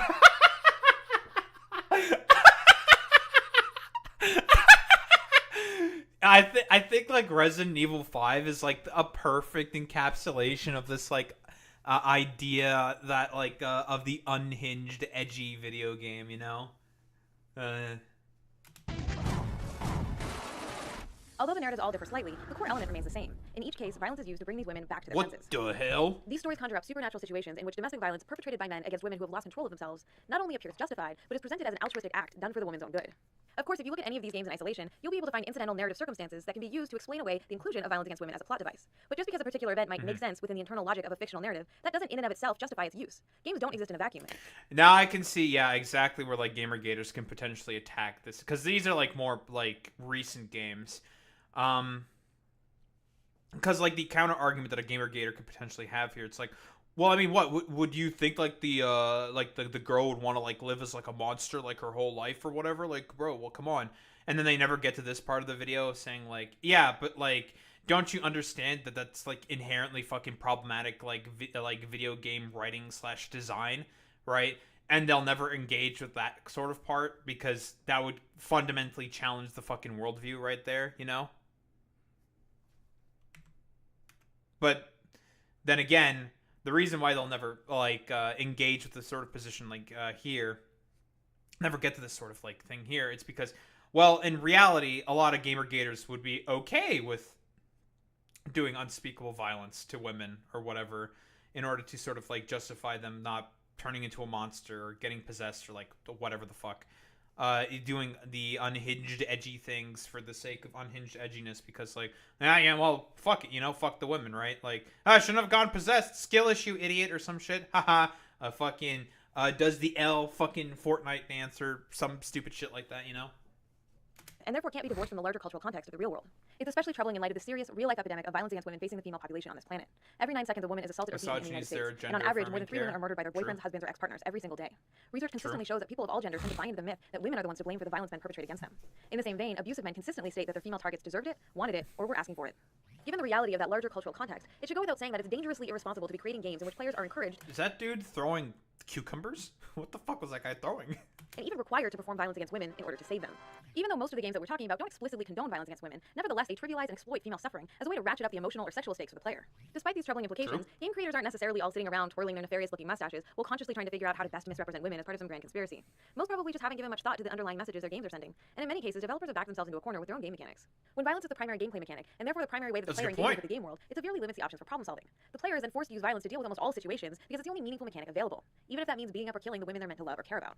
One of the really insidious things about systemic and institutional sexism is that most often regressive attitudes and harmful gender stereotypes are maintained and perpetuated unintentionally. Likewise, engaging with these games is not going to magically transform players into raging sexists. We typically don't have a monkey see, monkey do direct cause and effect relationship with the media we consume. Cultural influence works. I have a feeling that the Gamergaters probably never get to this point in the video. They've gotten their fucking clips and they move on. Or maybe they do get to this point and be like, uh-oh, we need to inherently discredit this fucking video immediately because, again, Anita sort of already is prepared for those, like, dipshit sort of Gamergate, like, dishonest framings and attacks in order to, well, justify the misogyny that they want to push for. Yep, I'm seeing it. I'm seeing the vision. I'm getting clarity. I'm opening my third eye. I'm gaining more wisdom, works in much more subtle and complicated ways. However, media narratives do have a powerful cultivation effect, helping to shape cultural attitudes and opinions. So when developers exploit sensationalized images of brutalized, mutilated, and victimized women over and over and over again, it tends to reinforce the dominant gender paradigm, which casts men as aggressive and commanding, and frames women as subordinate and dependent. Although these stories use female trauma as a catalyst to set the plot elements in motion, these are not stories about women. Nor are they concerned with the struggles of women navigating the mental, emotional, and physical ramifications of violence. Instead, these are strictly male-centered stories, in which, more often than not, the tragic damsels are just empty shells, whose deaths are depicted as far more meaningful than their lives. Generally, they're completely defined by their purity, innocence, kindness, beauty, or sensuality. In short, they're just symbols meant to invoke the essence of an artificial feminine ideal. In fact, these games usually frame the loss of the woman as something that has been unjustly taken from the male hero. So now, I take from you. Jackie, this is not your fault. The implication being that she belonged to him, that she was his possession. Once wronged, the hero must go get his possessions back, or at least exact a heavy price for their loss. On the surface, victimized women are framed as the reason for the hero's torment. But if we dig a little deeper into the subtext, I'd argue that the true source of the pain stems from feelings of weakness and or guilt over his failure to perform his socially prescribed patriarchal duty to protect his women and children. I hated myself for allowing this to happen to her and our little girl. In this way, these failed hero stories are really about the perceived loss of masculinity and then the quest to regain that masculinity, primarily by exerting dominance and control through the performance of violence on others.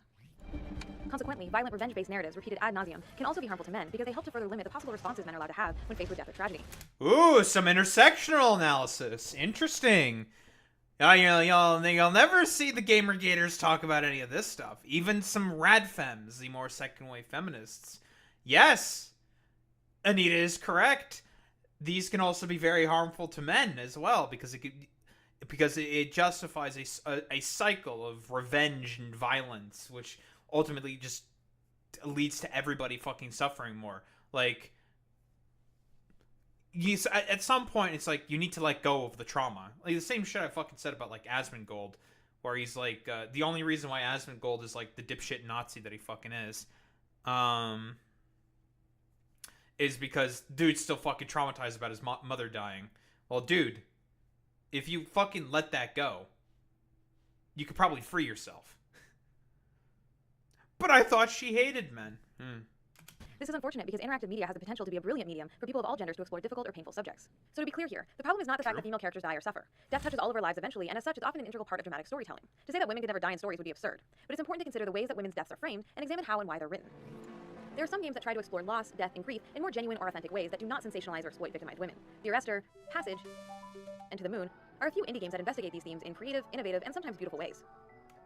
Of course, the indie space is always the one that's probably going to sort of push the envelope on stuff like this, right? Because, you know, it's not going to be broadly more popular in culture, right? These more contemplative-style games are a hopeful sign, but they're still largely the exception to the rule. A sizable chunk of the industry is still unfortunately trapped in the established pattern of building game narratives on the backs of brutalized female bodies. Violence against women is a serious global epidemic. Therefore, attempts to address the issue in fictional contexts demand a considerable degree of respect, subtlety, and nuance. Women shouldn't be mere disposable objects or symbolic pawns in stories about men and their own struggles with patriarchal expectations and inadequacies. The dark and edgy trope cocktails that we've discussed in this episode are not isolated incidents or obscure anomalies. Instead, they represent an ongoing, recurring pattern in modern gaming narratives. In most cases, the Damsel's characters have simply gone from being helpless to being dead, which is obviously not a huge improvement from her perspective. Anita I know this episode has been a little bit Sarkeesian. grim, Whoa. but please join me next time for the third and final installment covering the damsel in distress, where we'll take a look at some titles that attempt to flip the script on the damsel, and then we'll go on a quest to find examples of the elusive dude in distress role reversal.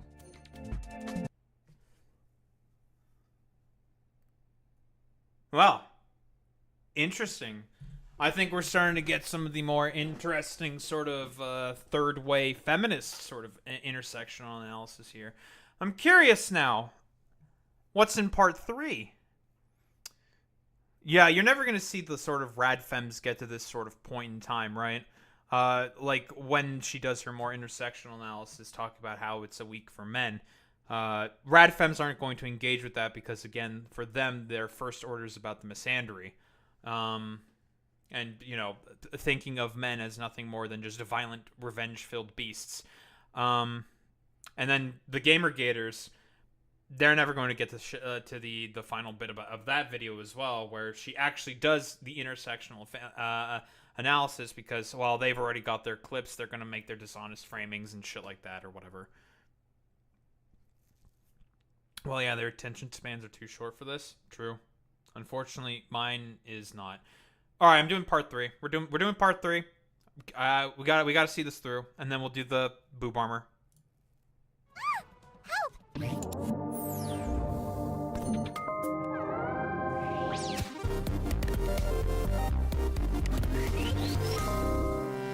Welcome to the third episode in our multi-part series exploring the roles and representations of women in video games. This project examines the tropes, plot devices, and patterns most commonly associated with women in gaming from a systemic, big-picture perspective.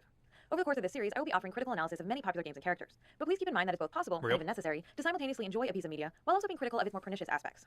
In our previous 2 episodes on this topic, we've discussed how the damsel in distress trope has been and continues to be one of the most pervasive representations of women in gaming, showing up in hundreds of titles from old-school classics to more modern-day blockbusters. But what about the reverse? Are there games starring heroic women who must go on a quest to save a dude in distress? Well, yes, they do exist. However, since female protagonists starring in their own games are already few and far between, adventures in which women work to save men in peril are extremely rare. Back in our first episode, I mentioned that Princess Peach is the star of exactly one platformer. That game is called Super Princess Peach, and it was released in 2006 for the Nintendo DS handheld system. Once upon a time, princesses were called to rescue 2 captured plumbers. They trained intensely to master the skills necessary for survival. If you can stand up to really mean people, maybe you have what it takes to be a princess. The premise is a simple inversion of the standard franchise formula, with Bowser abducting Mario and Luigi, while Peach is tasked with their rescue this time. So finally, after being kidnapped in 13 separate Super Mario games, Peach gets to be the hero for once. Let's go, Peach! Because everything else about the game ends up in a train wreck of gendered stereotypes. Nintendo introduced a new gameplay mechanic for Peach where the player can choose from 4 special powers, or vibes as they're called. And you know what those powers are? Her mood swings. That's right, Peach's powers are out of control.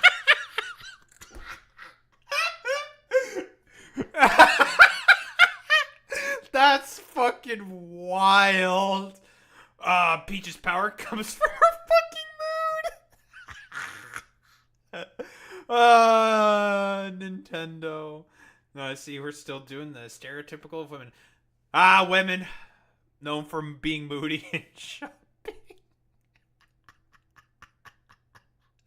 Fucking Nintendo, man. Nice meme, Nintendo. Yeah, good one, Nintendo. Not really doing much to fight gender stereotypes, as always. Frantic female emotions. She can throw a temper tantrum and rage her enemies to death, or bawl her eyes out and wash the bad guys away with tears. Essentially, Nintendo has turned a PMS joke into their core gameplay mechanic. As if that weren't bad enough, Peach is not even featured in any of the game's narrative cutscenes. Instead, they all focus on the backstory of her parasol, who turns out is really a cursed boy named Perry. So while it's definitely nice to see Peach starring in her own... A parasol? Betty the parasol? I'm sorry. Betty the parasol? Adventure, the dude in distress role reversal premise here feels like it's just intended as a lighthearted joke or niche market novelty. Similar gender inversion plot devices have been used in a handful of games over the years, including Balloon Kid for the original Game Boy, in which Alice must search for her lost little brother. Part of the plot of Kaya's dark lineage revolves around finding Kaya's half-brother Frank. I'm never going to see you again. Frank, I'm gonna get you out of here. In Primal, Jennifer Tate travels to demonic realms in an attempt to save her kidnapped boyfriend Lewis. In one of my favorite games of all time, Beyond Good and Evil, Jade's sidekick Uncle Paige is captured and held prisoner for a portion of the Beyond Good adventure. and Evil. Remember when they announced Beyond Good and Evil 2? Whatever happened to Beyond Good and Evil 2? There was like just one trailer and then like nothing happened. It's probably not a coincidence that the majority of these titles were produced and released during the run of the popular TV show Buffy the Vampire Slayer, which led the girl power trend in mass media entertainment that briefly took hold in the late 1990s and early 2000s. You might remember Charmed, Sabrina the Teenage Witch, or the British pop sensations the Spice Girls, who, in many ways, exemplified the phenomenon. Over the past decade, however, games Well, that's a DMCA. featuring the dude in distress gender inversion have been few and far between. Muted One VOD. rare example is the 2007 indie game Aquarium, Son in of which a Nanda bitch. travels through an underwater world, making sushi, learning about her past, and must eventually rescue her love interest Lee. So what is the difference between traditional narratives that place female characters in powerless positions and stories in which a male character requires rescuing by a woman? On the surface, the dude in distress and the damsel in distress may appear similar. However, they're not actually equivalent. To understand why they're different, we need to examine the broader historical and cultural implications of the two plot devices. Gonna have to cancel Anita now. Can't believe that Anita would do this to me. First, there's been no shortage of men in leading or heroic roles in video games, or in any other creative medium for that matter. In fact, one recent study found that only about 4% of modern titles are exclusively designed around a woman in the leading role. Since men are still largely the default for protagonists, the rare dude in distress plotline does not add to any long-standing gender tradition in storytelling. Second, and perhaps more importantly, damsel female characters tend to reinforce pre-existing regressive notions about women as a group being weak or in need of protection because of their gender, while stories with the occasional helpless male character do not perpetuate anything negative about men as a group, since there's no long-standing stereotype of men being weak or incapable because of their gender. To help illustrate this point, let's quickly take a look at the indie game Spelunky. Originally released in 2009, the game included a stereotypical damsel in distress as a gameplay mechanic, whose rescue rewarded the player with bonus health. The 2012 HD remake of the game for Xbox Live again features the stock character damsel, complete with newly upgraded boob jiggle. However, this time an option was added to the menu that allows players to select a replacement for the default woman in peril, by switching to either a Chippendale-style hunk or a dog instead. Setting aside the fact that if a female character is easily interchangeable with a dog, then it's probably a pretty good indication that something is wrong. Merely providing an optional gender swap is not a quick and easy fix, especially where stock character-style damsels are concerned. The two may appear the same, but they don't mean the same thing in our culture. the fucking man is so stupid. It looks so dumb, dude. This is still a problem, while this is not. Again, because one reinforces pre-existing stereotypes about women, while the other does not reinforce any pre-existing stereotypes about men. In recent years, we've also seen a number of news stories about fans who've taken it upon themselves to switch the gender roles in classic era games by manipulating the code. There's Mike Micah's Donkey Kong hack, in which Pauline works to save Jumpman, Mike Hoy's gender-bending version of Wind Waker, and Kenna Warzinski's Zelda starring Zelda, which transforms the princess into the protagonist. This practice of gender hacking game ROMs has actually been around for decades, offering enterprising players the chance to play as a female version of Mega Man, or as Princess Peach rescuing Mario with her mermaid power. And thanks to the internet, game mods and emulators are now much more widely accessible. Gender hacks like these illustrate how female characters taking on the role of heroic rescuer can directly challenge the status quo and interrupt the established male-dominated pattern in gaming.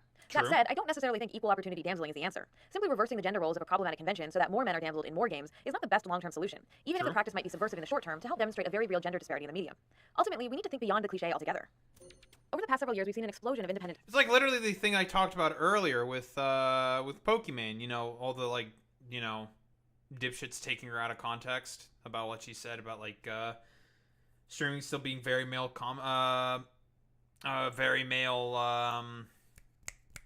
dominated. Remember when modders tried to take out the pronoun box out of Starfield? It caused characters to default to they them. That's so fucking funny.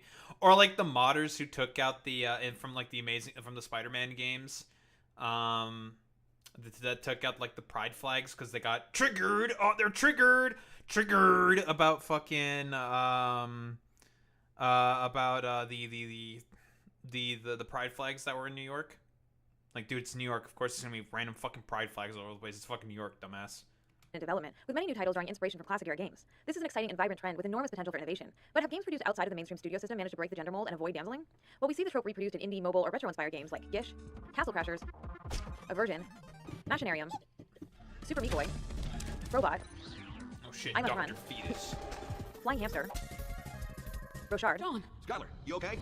Sideway New York, Zack Zero, Beans Quest, Hotline Miami, Labyrinth Legends, Sang Fuad Tales of Werewolves, Josephine, Gunman Clive, DLC Quest, The Other Brothers, Fist Puncher, You must hunt down the kidnappers and rescue the missing women. Fight Back, fucking Tiny Thief, Nightmare Tower, and Guacamelee.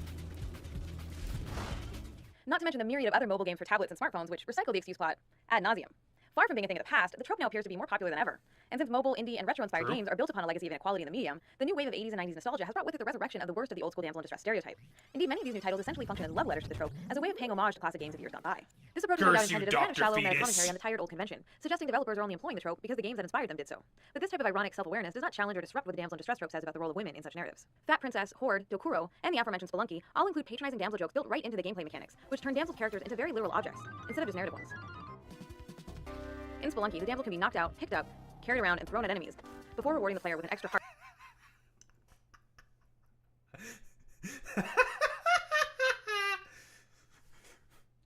Throw the woman at the enemy.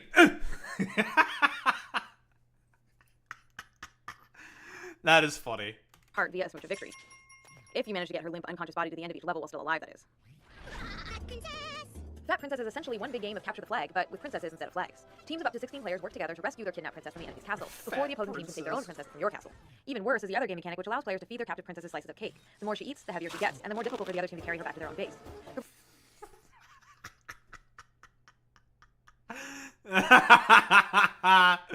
What? Voice also becomes deeper and less traditionally feminine sounding the bigger you make her.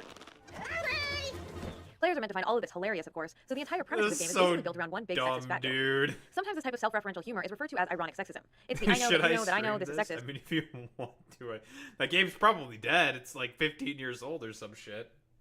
It looks like it's a multiplayer game or something. God, it looks so fucking stupid. Wherein the underlying assumption on the part of media makers seems to be that as long as the sexism is overt, obvious, or over the top, then it somehow loses its cultural power and is suddenly no longer a problem.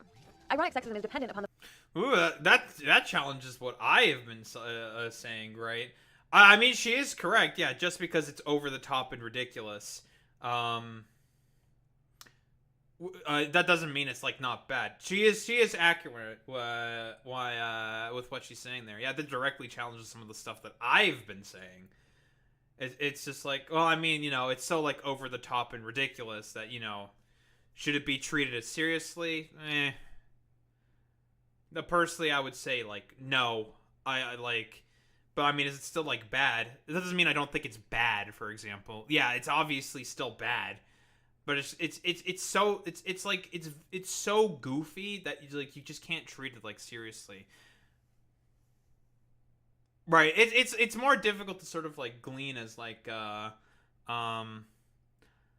like, a real, like, sort of, not like a real, like, misogynistic trope. It is still a real, like, misogynistic trope, but since it's, like, so ridiculously goofy that it's just like, oh, okay, like, you know, we're trying to be, like, subversive, sort of, on the tropes of, like, you know, the role of, like, women within games, kind of a deal. But yeah, it's like, you know, that's true. I've been challenged direct. I've lost this debate to Anita Sarkeesian. Feels bad. Atomic Heart kind of has that with the meathead male protagonist, but it's so outlandish. It's obviously parody. That's like the sort of, like, angle that I'm coming at it from. It's so fucking ridiculous that it's obviously meant to be parody. The question then becomes, is that still, like, inherently problematic? I would say no, because people, like, look at this and are just like, well, this is obviously fucking ridiculous. But I guess, like, what Anita is trying to mostly point to is us, like, okay, well, who cares about the fact that it's obviously ridiculous? Oh, hello, Raiders. Amy, with a rating party of 15. What's up, gamers? What's up, Raiders? And gamers. I'm Daharumba. And you have caught me in my sort of... nice spelling there, Boy Meets Minnie. Good one. You have caught me in my sort of attack on Gamergate arc. 2 days ago, I covered the sort of a retrospective, a history of Gamergate, done by a Dark Matter 2525, sort of talking about the sort of history, the starting of Gamergate, and, like, the sort of, like, transition into the modern anti-woke movement. This is the next step within that arc, looking at one of the main catalysts of Gamergate, that being Anita Sarkeesian. You know, know her, love her, hate her, whatever.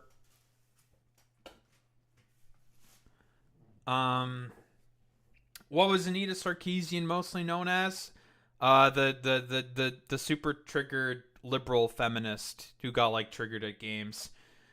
But, like, if you look through her video catalog, because I have never personally seen her video catalog, for the most part, it's very, like, there's some good intersectional stuff there, but it's mostly, like, a historiography, you know, talking about, like, tropes. Cheese is pretty good. What's up, gamers? But yeah, where I mostly wanted to engage with Anita's videos as a sort of way to sort of see and understand why her in particular. And so far from what I'm gathering is you have to be incredibly fucking dishonest in order to sort of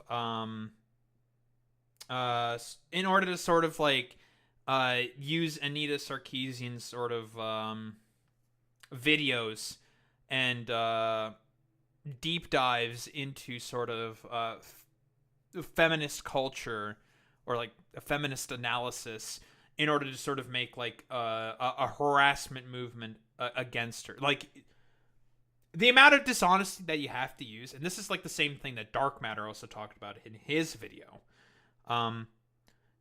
In order to like create something from this, you have to be really dishonest, which, you know, because conservatives are actually okay with the damsels being distressed because of their own misogynist leanings and tendencies. Blah, blah, blah, yada, yada, yada. I'm very phlegmy right now. What was I saying? Oh, because of, you know, conservatives being obvious, like, misogynists and haters of women. Unlike us, we are lovers of women. We love women.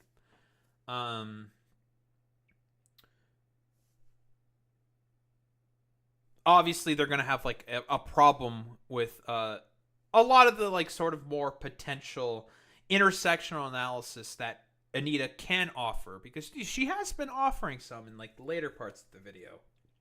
Or, like, not later parts of the video. The stuff, like, you know, that, like, Gamergaters and, like, these skeptic dipshits are gonna, like, always, like, clip out of context, take out of context, in order to, like, construct a straw man in order to attack, which was more or less the most common tactic of Gamergate. At least that's sort of, like, the conclusion. Conclusion? I guess conclusion. The sort of, like, position that I'm sort of getting to right now. Because I've never engaged with any of her videos. I don't really know. I'm just like, well, let's investigate. Why? You know? Anywho. This... I wasn't really sure initially, like, what videos to go after. Not go after. To look at. So I was just like, why don't we just look at our most popular videos? Why not? And, like, the Damsel in Distress series is, like, what popped up initially. So I was just like, sure, let's go with that. And from parts 1 and 2, I was just like, okay, I mean, it's a historiography, not really saying anything of importance, but it's a historiography, sort of, like, laying out stuff. It's not really meant for general public audience to engage with. And, like, in part 2, she had some, like, intersectional stuff, talk about, like, you know, how, like, the damsel in distress can actually also be bad for men because it can sort of help solidify how men are supposed to be only portrayed in a certain way, like, you know, rescuing in a cycle of violence and revenge. That's, like, the only way that you are supposed to assert your dominance within, like, society or within the world or whatever. Which is obviously an argument that I agree with and that I have said before. But I guess right now we're sort of at the point where, like, Anita is sort of challenging how, like, developers are being, like, trying to, like, subvert the misogynistic tropes by, like, being very over the top and, like, in, like, parody of it, which is something I said. It's like, because with, like, certain games, they're very, very over the top in such that it's ridiculous, that it's very difficult to take seriously. And Anita's challenging that. It's like, well, that's still, like, bad. And it's like, okay, I can agree with that. That's my own preconceived bias being challenged there. And I can agree that, you know, yes, obviously, the trope is still bad, but it's very hard to sort of take seriously when it's, like, presented in, like, such a ridiculous way, because most, like, people are going to engage with that as, like, well, this is obviously ridiculous, like, this is obviously just silly, and bad kind of a deal. And that's sort of like the angle that I take more of it from. Mostly referring to Warhammer. I love Warhammer. Let's continue the video. The false assumption that people no longer really hold retrograde sexist beliefs, and therefore the very idea of sexism is now just a hilarious joke. But nothing could be further from the truth. Words like parody and satire are often thrown around to describe or defend these comedic depictions of yet more helpless female characters. But a simple wink and nod to the audience acknowledging a sexist trope while actively reproducing that trope. But yes, despite the fact that, people are making parody and fun of these tropes existing, yeah, they still like, misogyny still exists. That's kind of bad. And it's getting worse. Automatically grant a free pass to continue exploiting the trope. You call this a rescue? Who said I was here for you, princess? Every medieval fairy tale ever written? More often than not, the ironic humor is just an excuse used by developers as a way to try and have their cake and eat it too, so to speak. They want to use the trope, but not be held accountable for the inherent negative gender implications that come with it. Incidentally, a few games might have the option to play as a woman in multi-character lineups, but just because you could choose to play her does not mean that this is magically okay. That's true. A handful of other games attempt to get away with reproducing the damsel in distress by offering the ability to unlock and play as the damsel character. But typically only after the game has first been completed with the default. I don't remember. That's a Flower Girl, right? I don't remember what her name is from Super Meat Boy. It's Meat Boy, and I think it's supposed to be Flower Girl or Bandage Girl. No, I don't think it's supposed to be Bandage Girl. Default male hero. However, these types of token role reversals do absolutely nothing to diminish the issues inherent in using the trope in the first place. Now, of course, some of the games we've been discussing may also be well made or super fun to play, aside from their regressive gender representations. But the widespread resurrection of old-school style damsels in distress is still an unfortunate trend because it's absolutely possible to create indie games that appeal to the retro feeling of the 8-bit or 16-bit era without regurgitating the helpless woman as plot device. There are other ways to pay homage or shout out to the past through art style, gameplay mechanics, or level design. Games like Sword and Sorcery, Where's My Heart, and Fez are all beautiful and creative retro-style games that appeal to a sense of nostalgia without replicating or falling back on the damsel in distress. Of course, games attempting to make light of the damsel in distress are not limited to recent indie games, but are part of a long tradition in the medium that continues today with popular mainstream titles like Rayman Origins and Ghost Trick Phantom Detective for the Nintendo DS. Since comedy in and of itself is often confused for subversion or deconstruction in our current media culture, let's take a moment to unpack the various ways humor has been employed in relation to the trope. In the 1994 platformer Earthworm Jim, the woman in peril waiting at the end of the game is officially called Princess What's-Her-Name, a reference meant to humorously acknowledge the fact that many damsel characters in classic era titles were so unimportant that they either remained unnamed or were otherwise entirely unmemorable. So, the developers of Earthworm Jim noticed that sexist trend, thought it was hilarious, and proceeded to make another game in which a woman is completely unimportant. To add insult to injury, when Jim finally reaches Princess What's-Her-Name and is preparing to collect his reward, she is randomly killed by a falling cow. The bad ending of the indie game version features a similar joke. When the hero finally reaches the princess, she turns into a monster and eats you alive. A similar endgame punchline can also be found in Castle Crashers. After you've saved the fourth princess and then fought and killed your friends over who gets to claim her, it turns out that she has a horrible clown face. In each case, the joke derives from the fact that after completing the long and perilous journey to save his woman, our hero is hilariously cheated out of his rightful reward. In other words, the comedy comes at the damsel's expense. These titles may be attempting to make fun of gaming conventions like the heroic rescue or the smooch of victory, but they don't fundamentally change, challenge, or subvert the damsel in distress trope itself. The damsel's women remain as disempowered as ever.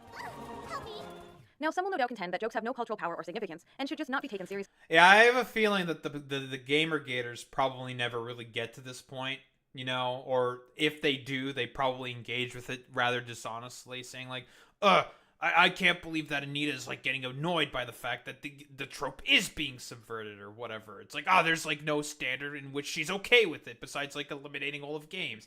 Like, sort of like cementing the overall conclusion that I'm getting to right now is being like, you have to be incredibly dishonest, just like, all like the out of context, like one frame, like SJW thumbnail meme templates that everyone, like all these like dipshits like sort of constructed their channels off of. Like, you have to engage with these like incredibly dishonestly to come to the conclusions, or even at like some of the positions that that a lot of Gamergaters had to arrive to. This is nothing new. Making light of and dismissing gender issues is a sad, time-honored tradition. But I would argue that this reaction fundamentally misunderstands how humor functions as one of the primary means by which the culture of sexism is maintained and perpetuated. Mass media entertainment doesn't just reflect our culture, it also works to create it. Sexist jokes in particular serve as a form of cultural permission, which help entrench toxic pre-existing attitudes and opinions. Of course, humor can also be a powerful tool with which to challenge or break down harmful gender myths, but that is much harder to pull off and must be done with careful intentionality. There's a clear difference between sexist parody and parody of sexism. Sexist parody encourages the players to mock and trivialize gender issues, while parody of sexism disrupts the status quo and undermines regressive gender conventions. I've come to stop you from marrying Governor Marley. So, for instance, when wannabe pirate Guybrush Threepwood finally reaches the kidnapped Elaine Marley in the 1990 adventure game The Secret of Monkey Island, she already has a plan to escape and he ruins it with his attempt to rescue her. Guybrush, you mad fool! I'm impressed you came to rescue me, but it really wasn't necessary. I had everything well in hand. The joke ends up being directed at the protagonist, rather than making fun of the damseled woman. There's been much discussion over the ultimate meaning of the 2008 indie hit Braid, but it's notable as an example of a more dramatic game that plays with the trope. Although the narrative is somewhat abstract, it eventually becomes clear that the damsel has actually been trying to get away from the protagonist the whole time. Both of these games offer some interesting commentary on the heroic rescue formula. Monkey Island asks, what if the damsel is perfectly capable of orchestrating her own escape, and attempts to rescue her just make things worse? Braid asks in part, what if by trying to save the damsel, it actually makes you the villain? While these types of games are a refreshing departure from the standard formula, now you're the villain. The focus is still squarely on the male characters, and so at their core, these games are really deconstructing the player's assumptions about the traditional hero archetype. A true subversion of the trope would need to star the damsel as the main playable character. It would have to be her story. Sadly, there are very few games that really explore this idea. So as a way to illustrate how a deconstruction could work, let's try a thought experiment to see if we can create a hypothetical game concept of our own. Like many fairy tales, this story begins once upon a time with the kidnapping of a princess. She dutifully waits for a handsome hero to arrive and rescue her. Eventually, however, she grows tired of the damseling and decides it's high time she saves herself. Of course, if she's going to be the protagonist of this particular adventure, she's going to need to acquire a slightly more practical outfit. After her grand escape, she navigates the forbidden forest, leveling up her skills along the way. Upon reaching her kingdom, she discovers the inevitable yet unexpected plot twist. The royal council has usurped power and were responsible for her kidnapping. Branded a traitor and outlaw in her own land, she unlocks new disguises and stealth abilities to infiltrate the city walls. She makes her way through the final castle to confront the villainous council and abolish the monarchy forever. A story idea like this one would work to actively subvert traditional narrative expectations. Ayo, Her based? placed in a perilous situation, but instead of being made into the goal for a male protagonist, she uses her intelligence, creativity, wit, and strength to engineer her own escape, and then become the star of her own adventure. Now, I'm certainly not arguing that all stories woke. We're abolishing monarchy. Women Kind of who pull woke. themselves up by their bootstraps and never get anything from anyone. Of course, there's absolutely nothing wrong with offering or occasionally needing assistance. I'm coming! Free yourself, Jake! I'll create a diversion!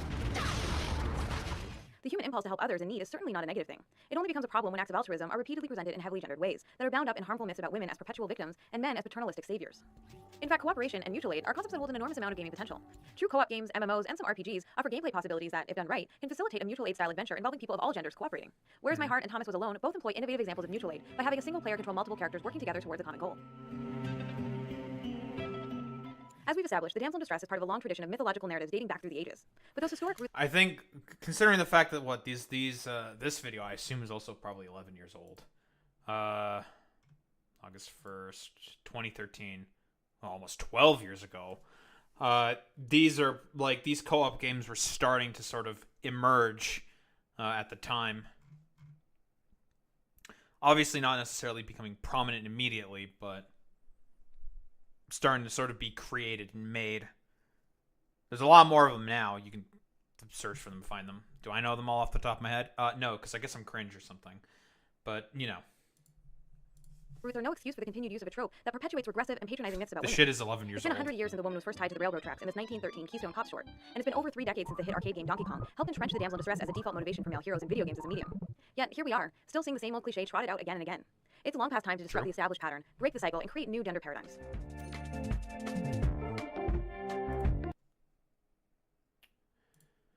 Yeah, so far, same conclusion.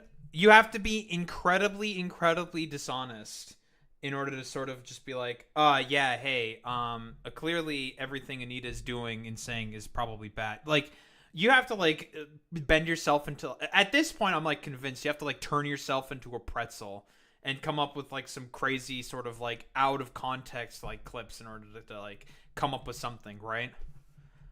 Maybe there's something that's going to be more... this is going to be the last video that I look at.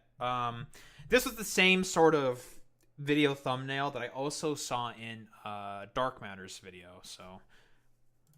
Lingerie is not armor. I'm looking respectfully, of course. But let's see. Because I'm trying to still figure out what is the catalyst besides dishonesty. Like, what has Anita said anything like cringeworthy or something or anything? I'm trying to find something here, Gamergaters. I'm trying to find something. I'm not finding anything.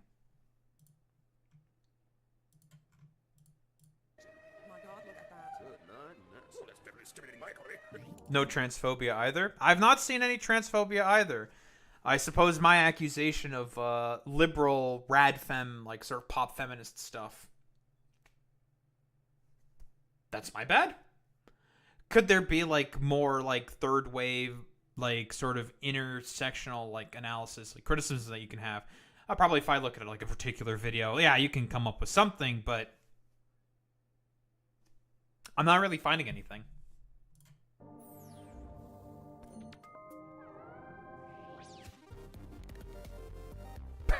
Bayonetta. In the late 90s, developer Rare wanted to replicate the success of their landmark 1997 shooter GoldenEye, but didn't want to make another James Bond game. Instead, they began work on a science fiction spy thriller called Perfect Dark. For the game's star, they wanted to create a striking new type of special agent who wouldn't just live in James Bond's shadow, so they drew inspiration from figures ranging from Joan of Arc to the X-Files' Dana Scully. Her name was Joanna Dark. A few years earlier, Eidos Interactive's Lara Croft had rapidly become one of the most famous and recognizable game characters of all time, so it was reasonable to think that an action game with a female protagonist could be a smash hit. Alas, Joanna Dark never quite reached the levels of fame occupied by Lara Croft, but Perfect Dark was still a big success. Let's take a look at a commercial for the game. Welcome to 2023. Big businesses now merge with alien nations. An ancient war is being 2023. The president is about to be cloned. And it's your job to try and save the world. So you've got an important decision to make. What are you going to wear to work? From a team who brought GoldenEye or MC4, meet Special Agent Joanna Dark in Perfect Dark, where you'll find out that the only person man enough to handle a job like this is a woman. Can you imagine an ad exactly like this, only with Marcus Phoenix and Master Chief getting out of bed naked, taking a sexy slow-motion shower, putting on his sexy underwear, and the narrator saying that he has a That is a fucking wild commercial. Oh, a sexy protagonist. She's got a gun. Oh, she's sexy and badass. Whoa. Yeah, I'm imagining Master Chief put on his fucking boxer briefs and putting on the fucking Mjolnir armor. Skin tight Mjolnir armor. Welcome to 2016. There's a war out there. Somewhere. You're not sure where exactly. Anyway, the important thing is you're Special Agent. It's your job to save the world. The only question is, what are you going to wear? Wait, what?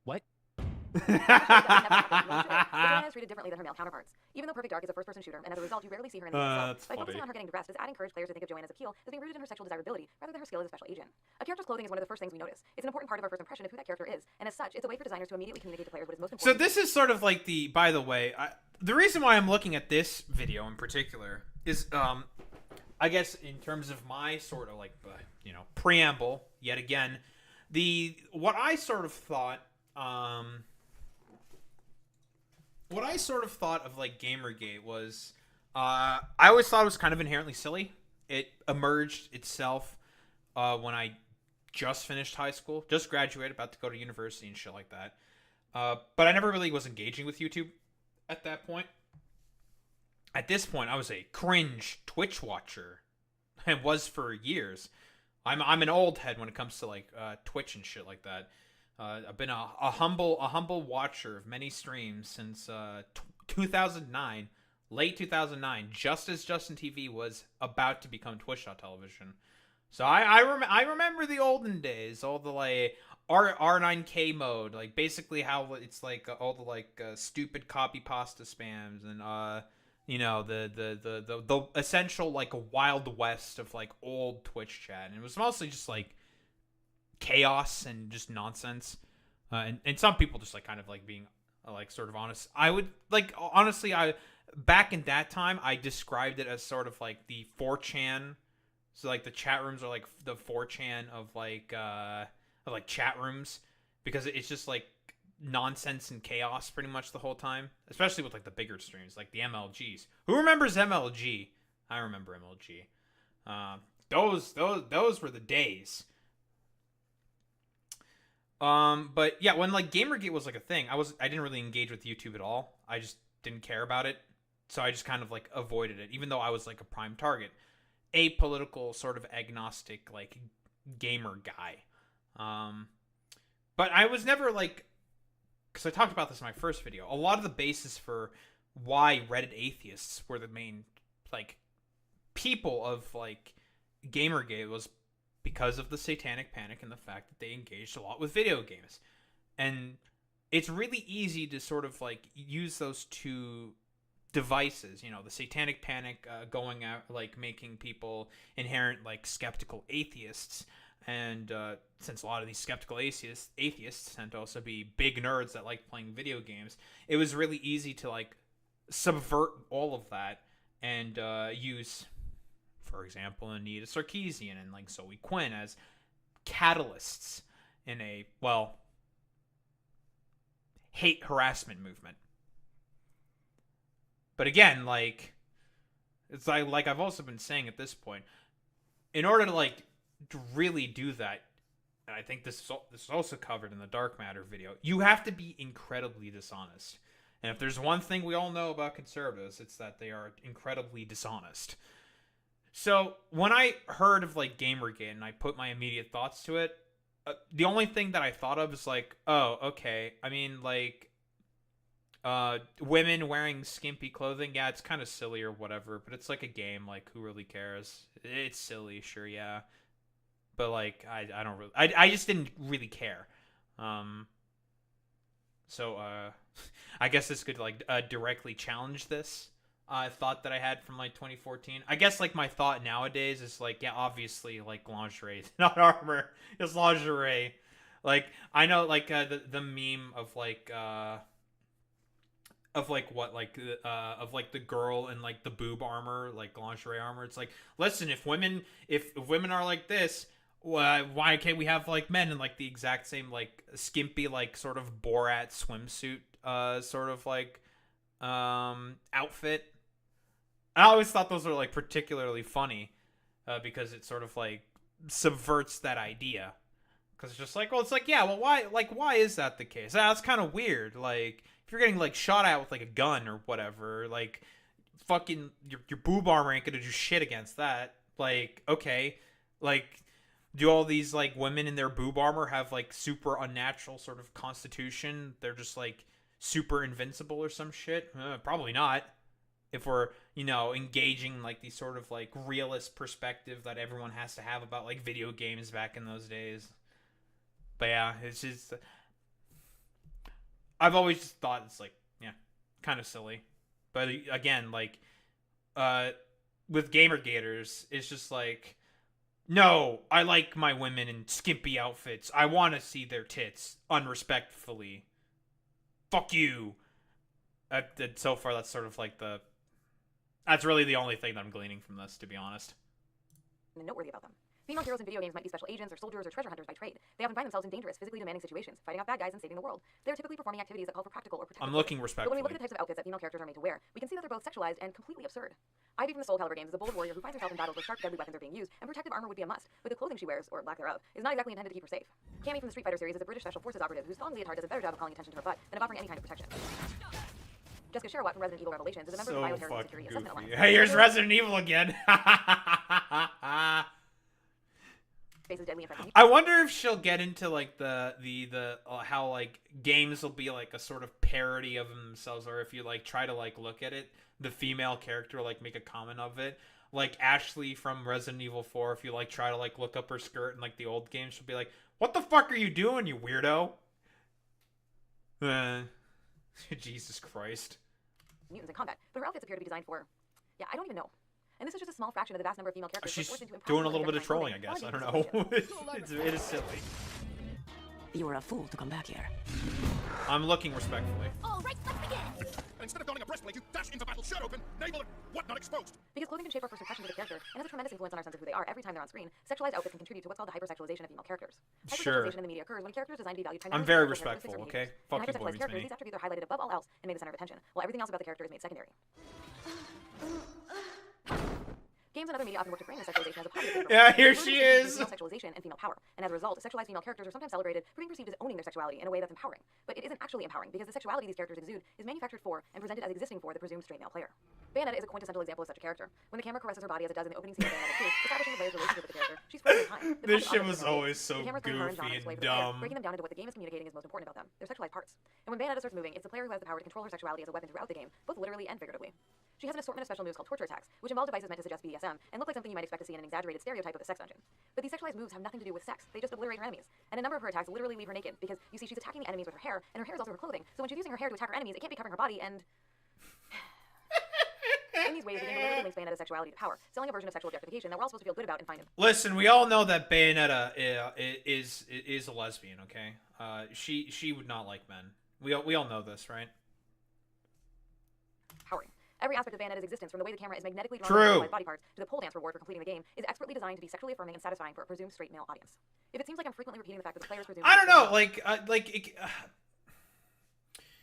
because like Anita mostly like focuses on like a lot of obviously like men, because that's what, like, it makes sense why she's focusing it on men. I don't know if she ever talks about like the female gaze or whatever, because eventually like I know like a lot of women sort of like especially like lesbian women sort of claim Bayonetta as like an icon, for example, right? And like I know like a bunch of stupid dumbass chuds will typically like get mad about that. So like, no, she had like a kid. She's not a fucking lesbian. What the fuck? No. But it's just like, dude, like look how she fucking acts. Like the stereotypes, like you know, mostly like playing into it. Like I guess it's sort of like a subversion of like a subversion or something, where eventually like people just sort of claim all the problematic elements. Like, actually, we think this is like cool and epic because of X, Y, and Z reasons. I wonder. I don't think she really seems to engage in that. Probably doesn't really care about that as much, because that's always a thing that can always happen. Same thing happened with Pepe, right? You know, Pepe, broadly speaking, was in like 2016, right? Correctly, I guess, sort of recognized by the ADL before deciding to go like full cringe Zionist mode as like a hate symbol being used. But you know who reclaimed it? Twitch chat, baby, by subverting the hate and saying like, bro, like Pepe is like chill and likes whole people. Like, what do you mean, bro? He's like cool. He's chill with it, bro. And like the 4chan has sort of lost that cultural battle. It also helps that they lost a fucking lawsuit about it as well. When the original artist like sued them, being like, yeah, don't fucking use Pepe in this way, like fuck you. I mean, you know, we got like all our Pepes, our Peepos, our Peepas, our and you know, we love all of them. And like the hate that Pepe was supposed to like represent got like subverted, right? And changed. Smug Pepe indeed. That's because it's vital to remember. This presumption influences and shapes so many creative decisions that are made in the development of many games. Let's see, target market mostly male, 18 to 24 years old. Interests, senseless violence, high-tech weaponry, pain, humiliation. Hey, maybe this will do the trick. Of course, characters like Bayonetta are fictional fantasy, but in reality, we exist in a culture where women are often valued primarily for their sexual desirability to men. So while characters like these are incredibly powerful and I guess like the only question I would have about with like Anita is like, what if some women are just like, because like there are some women who are like very promiscuous and shit like that. But I guess, like, again, this is supposed to be sort of like a more general, broader commentary of, like, problems that she could potentially see. Because we're talking about, like, marketing and, like, sort of, like, marketing and sort of, like, messages that are being sort of displayed culturally. But, I mean, for, like, some people, like, some women, let's say, it's like they're like, okay with this. Like, well, yeah, well, what do you mean? What's, like, the problem with this, right? I like these sort of like overplayed into like ridiculous, like silly sexualized tropes of like women. And I think this is more a thing that's becoming sort of made mainstream nowadays, you know? Especially with like Bayonetta, for example. People like the overt sexuality and like the sort of like silly tropes. But then again, these videos were made like forever ago, and I guess like the sort of like more subversive elements weren't necessarily something that's being explored as much. Maybe that these things were sort of being like more explored and like enjoyed because as a result of Gamergate, you know, like these sort of like repressive, shitty attitudes that like conservatives have about like, women only belong in the kitchen so they can make me fucking sandwiches while I play my video games or whatever bullshit. And like, women see that's like, okay, well, you know what? Fine, fuck you. I'm just gonna like, I will be over-sexualized and I will be pompous and ridiculous because, you know, if like the men are gonna do like stupid shit like that, like, well, fuck you. I'm just gonna like leave and just kind of do my own thing. I will be over the top and ridiculous because fuck you. Like a subversion of like subversion, or like subversion for subversion's sake. Does it kind of make sense what I'm saying here? I'm not really sure of like sort of what to point to exactly, you know? I don't know. Physical sense, able to slay entire armies and bring down gods, there's nothing empowering about the fact that they are sexually objectified. In fact, this connection between objectification The and chain empowerment is reaction extremely of damaging. subversion. It's harmful to women because rather Yeah. than asserting that women have intrinsic value as people, it communicates that the kind of power available to women comes from men finding them desirable. And it's damaging to men because it suggests that women who are liberated and empowered are also women whose sexuality is always available to men. When we conflate the sexualization of women with power for women, we internalize this harmful myth and begin to think sexualization is the only way to achieve gender equality. But the truth is that sexualization doesn't actually bring us any closer to equality. In her book Enlightened Sexism, Susan J. Douglas sums up the issue. Under the guise of escapism and pleasure, we're getting images of imagined power that mask and even erase how much still remains to be done for girls and women. Images that make sexism seem fine, even fun, and insist that feminism is now utterly pointless, even bad for you. True power here has nothing to do with economic independence or professional achievement. It has to do with getting men to lust after you and other women to envy you. Some gaming fans have come up with all sorts of ridiculous defenses for the sexualized costumes female characters are often made to wear, like the idea that they dress in these outfits as a tactic to help them distract their male opponents. It's not unheard of for developers. Yeah, that's such a stupid excuse. Has always been depicted as naked, and when asked about why this is, franchise director Frank O'Connor said, one of the reasons she does it is to attract and demand attention, and she does it to put people off so they're on their guard when they're talking to her, and that she has the upper hand in those conversations. It's kind of almost like the opposite of that nightmare you have where you go to school in the nude, and you're terrified and embarrassed. She's kind of projecting that back out to her audience and winning intellectual points as a result. Meanwhile, male AIs in the Halo universe do wear clothing. What a fucking stupid excuse there. God, that's fucking hilarious. Oh yeah, dude. Cortana's naked because, like, it's a distraction. Fuck you. Get owned, idiot. The idea of them trying to win intellectual points by walking around naked is ridiculous, but we rarely question the extremely widespread association of sexualization and power when it's applied to female characters. Usually the games themselves don't go into much detail to explain or justify why female characters are sexualized. Players are simply meant to unquestioningly accept the impractical outfits these characters are wearing. Sometimes, however, as in the case of Quiet for Metal Gear Solid 5: The Phantom Pain, developers build convoluted and absurd tales. Wait, but Hideo Kojima's woke. Oh, shit, fuck. About a character's past into the game in an attempt to justify their blatant sexualization. She refuses to wear clothes. The last guy. Okay, I'll be honest. Listen, listen, Anita. Let's be honest here. It's because fucking Hideo Kojima is one fucking horny ass motherfucker. Okay, let's be fucking honest. Hideo Kojima is one horny motherfucker. Let's be fucking honest. Staff member who tried to dress her, breathing through tubes. Other than that, she's completely cooperative. She understands English. She never speaks, sweats, or breathes. What? Well, not with lungs, at least. She breathes through her skin. Clothing would suffocate her. Then takes the shower. Fucking okay. Kojima, bro. What's wrong with her? She's drinking through her skin. So, you see, she can't wear clothing because she breathes through her skin. These ludicrous narrative justifications don't make it okay. Let's be honest here. It's because Kojima is one horny ass motherfucker. Okay? That's funny as fuck. Hey, regardless of whatever absurd explanation the game might provide, it should go without saying that the only real functionality of outfits like this is to titillate the presumed young straight male player base. Yeah, this is a reach from Anita IMO. I kind of agree with this. Yeah, like, you can probably make like an argument here where it's just like, okay, I mean, like, nah, who cares? Because like, eventually you do have to ask yourself. It's like, you know, is it like ridiculous and silly?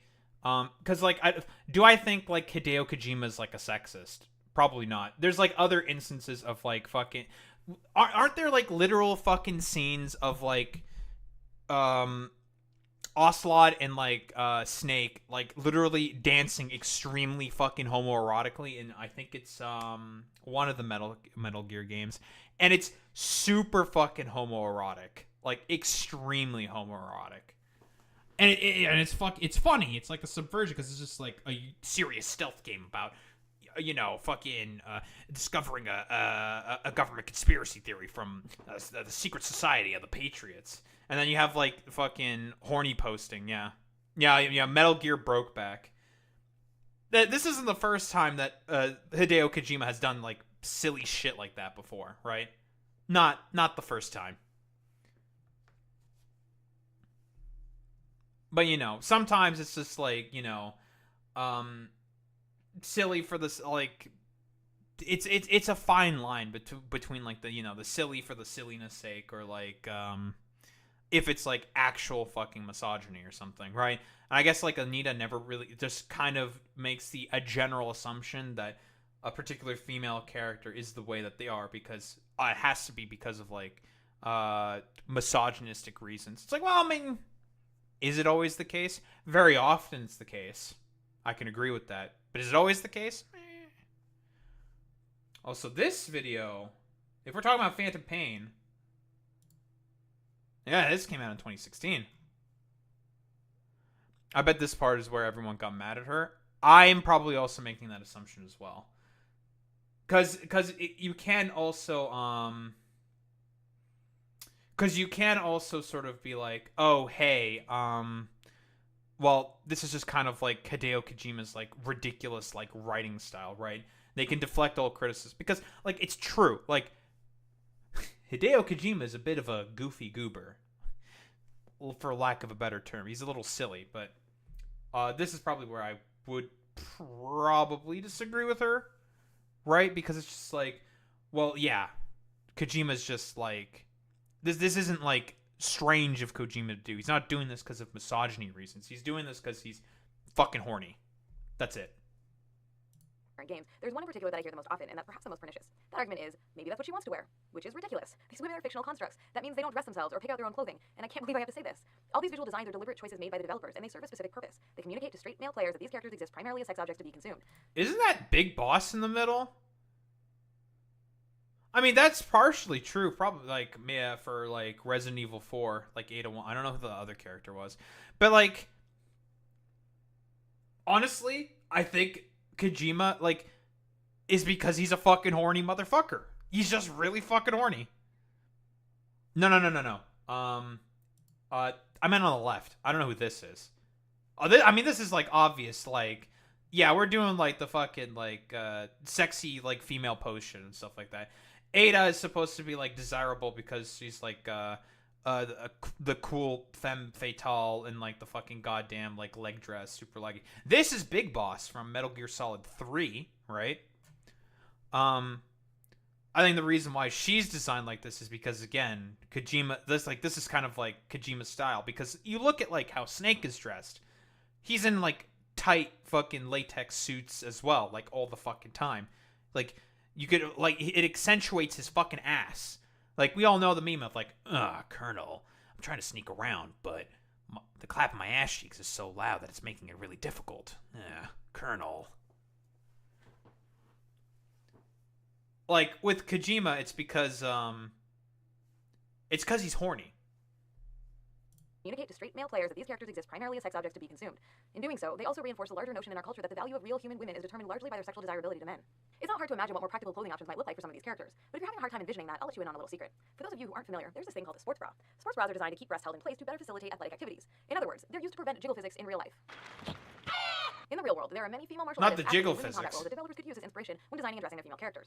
It's important to note that the amount of skin shown is not the crux of the problem. Many female athletes wear minimal, form-fitting clothing because it's more conducive to their activities. However, their outfits are not designed with the primary goal of sexualizing the athletes for the benefit of spectators.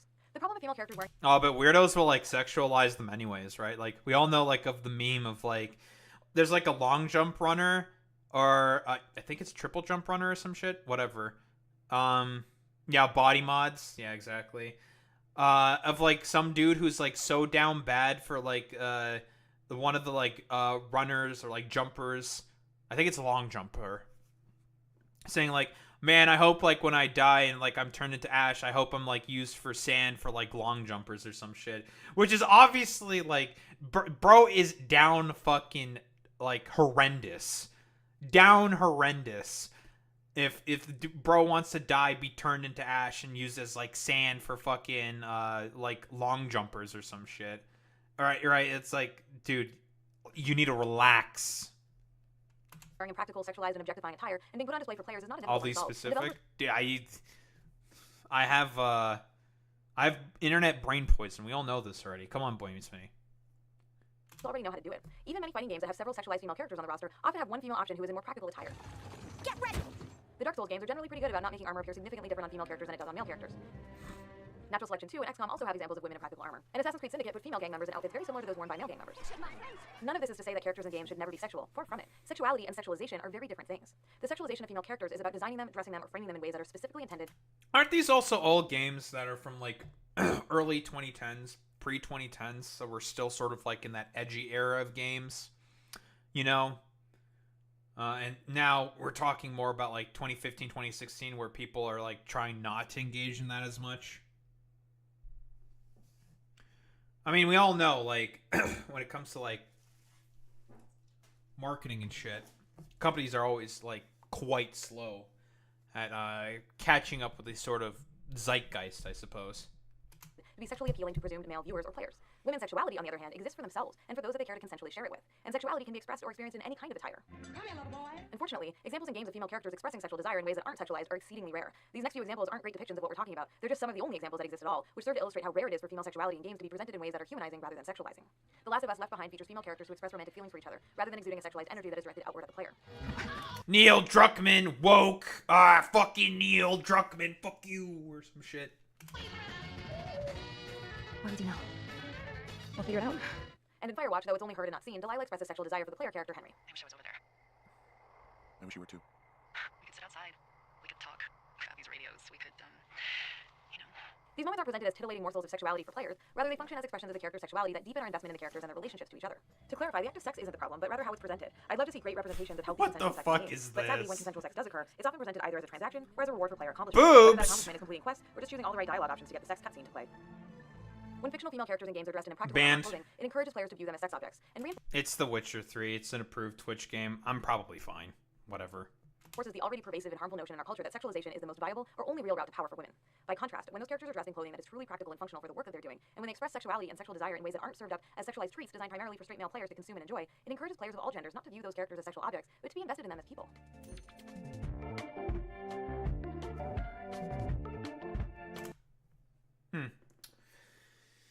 I don't know. I guess like really, yeah, the only sensible disagreeable thing is like with Hideo Kojima, but that's because like, yeah, broadly speaking, bro is horny. I'm trying to think, is there really anything else to cover here? Body language and the male gaze. I don't really know. We all know about the this is one of her theories that she did develop, right? The male gaze.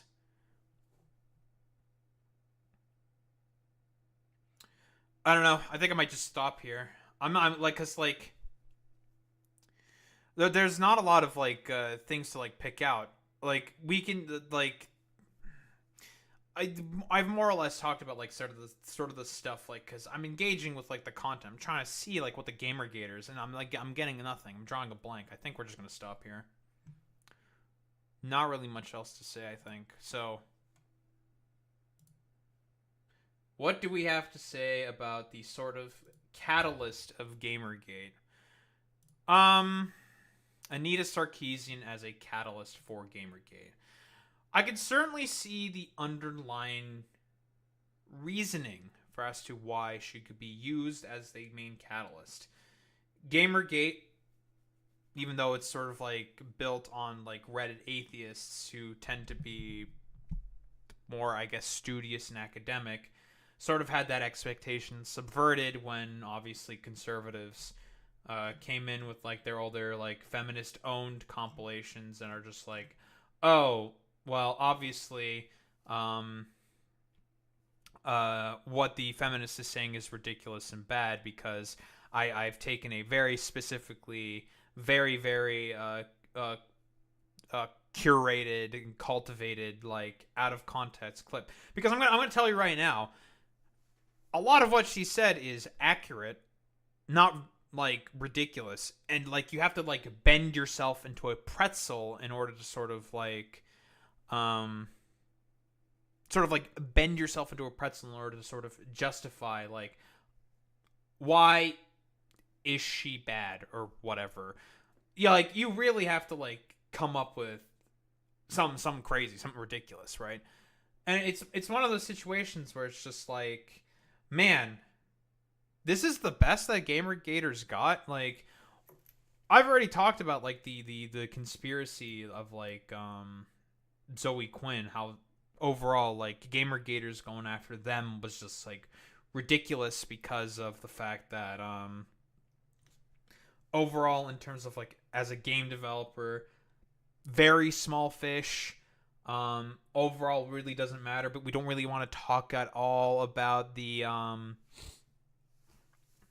about like, you know, the IGNs of the world and like all these like GameSpot like journalists and shit like that have like quid pro quos with like games companies, but we want to go after one small game developer, or we want to also go after another individual, for example. They still went after them obviously, but like those are corporations. They're amorphous. They don't really give much of a shit about that. If anything, that benefits them because outrage marketing, right?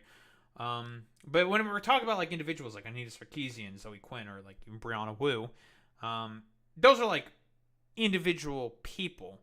Very, very easy to sort of like, sort of harass them into a position where they're forced to like shut up or whatever. Because they don't have like as big of like institutional backing, right? It's a lot harder for them to be able to fight off like a horde of like radicalized like 14-year-old dipshits built on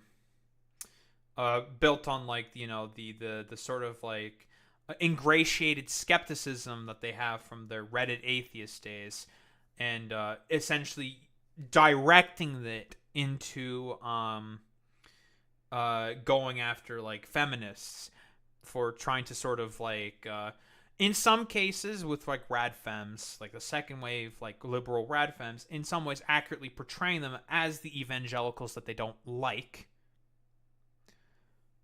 And of course, those the rad femmes not doing a particularly good job as well, thus creating the further snowball. But I'm not like with Anita, I'm just not seeing it, right?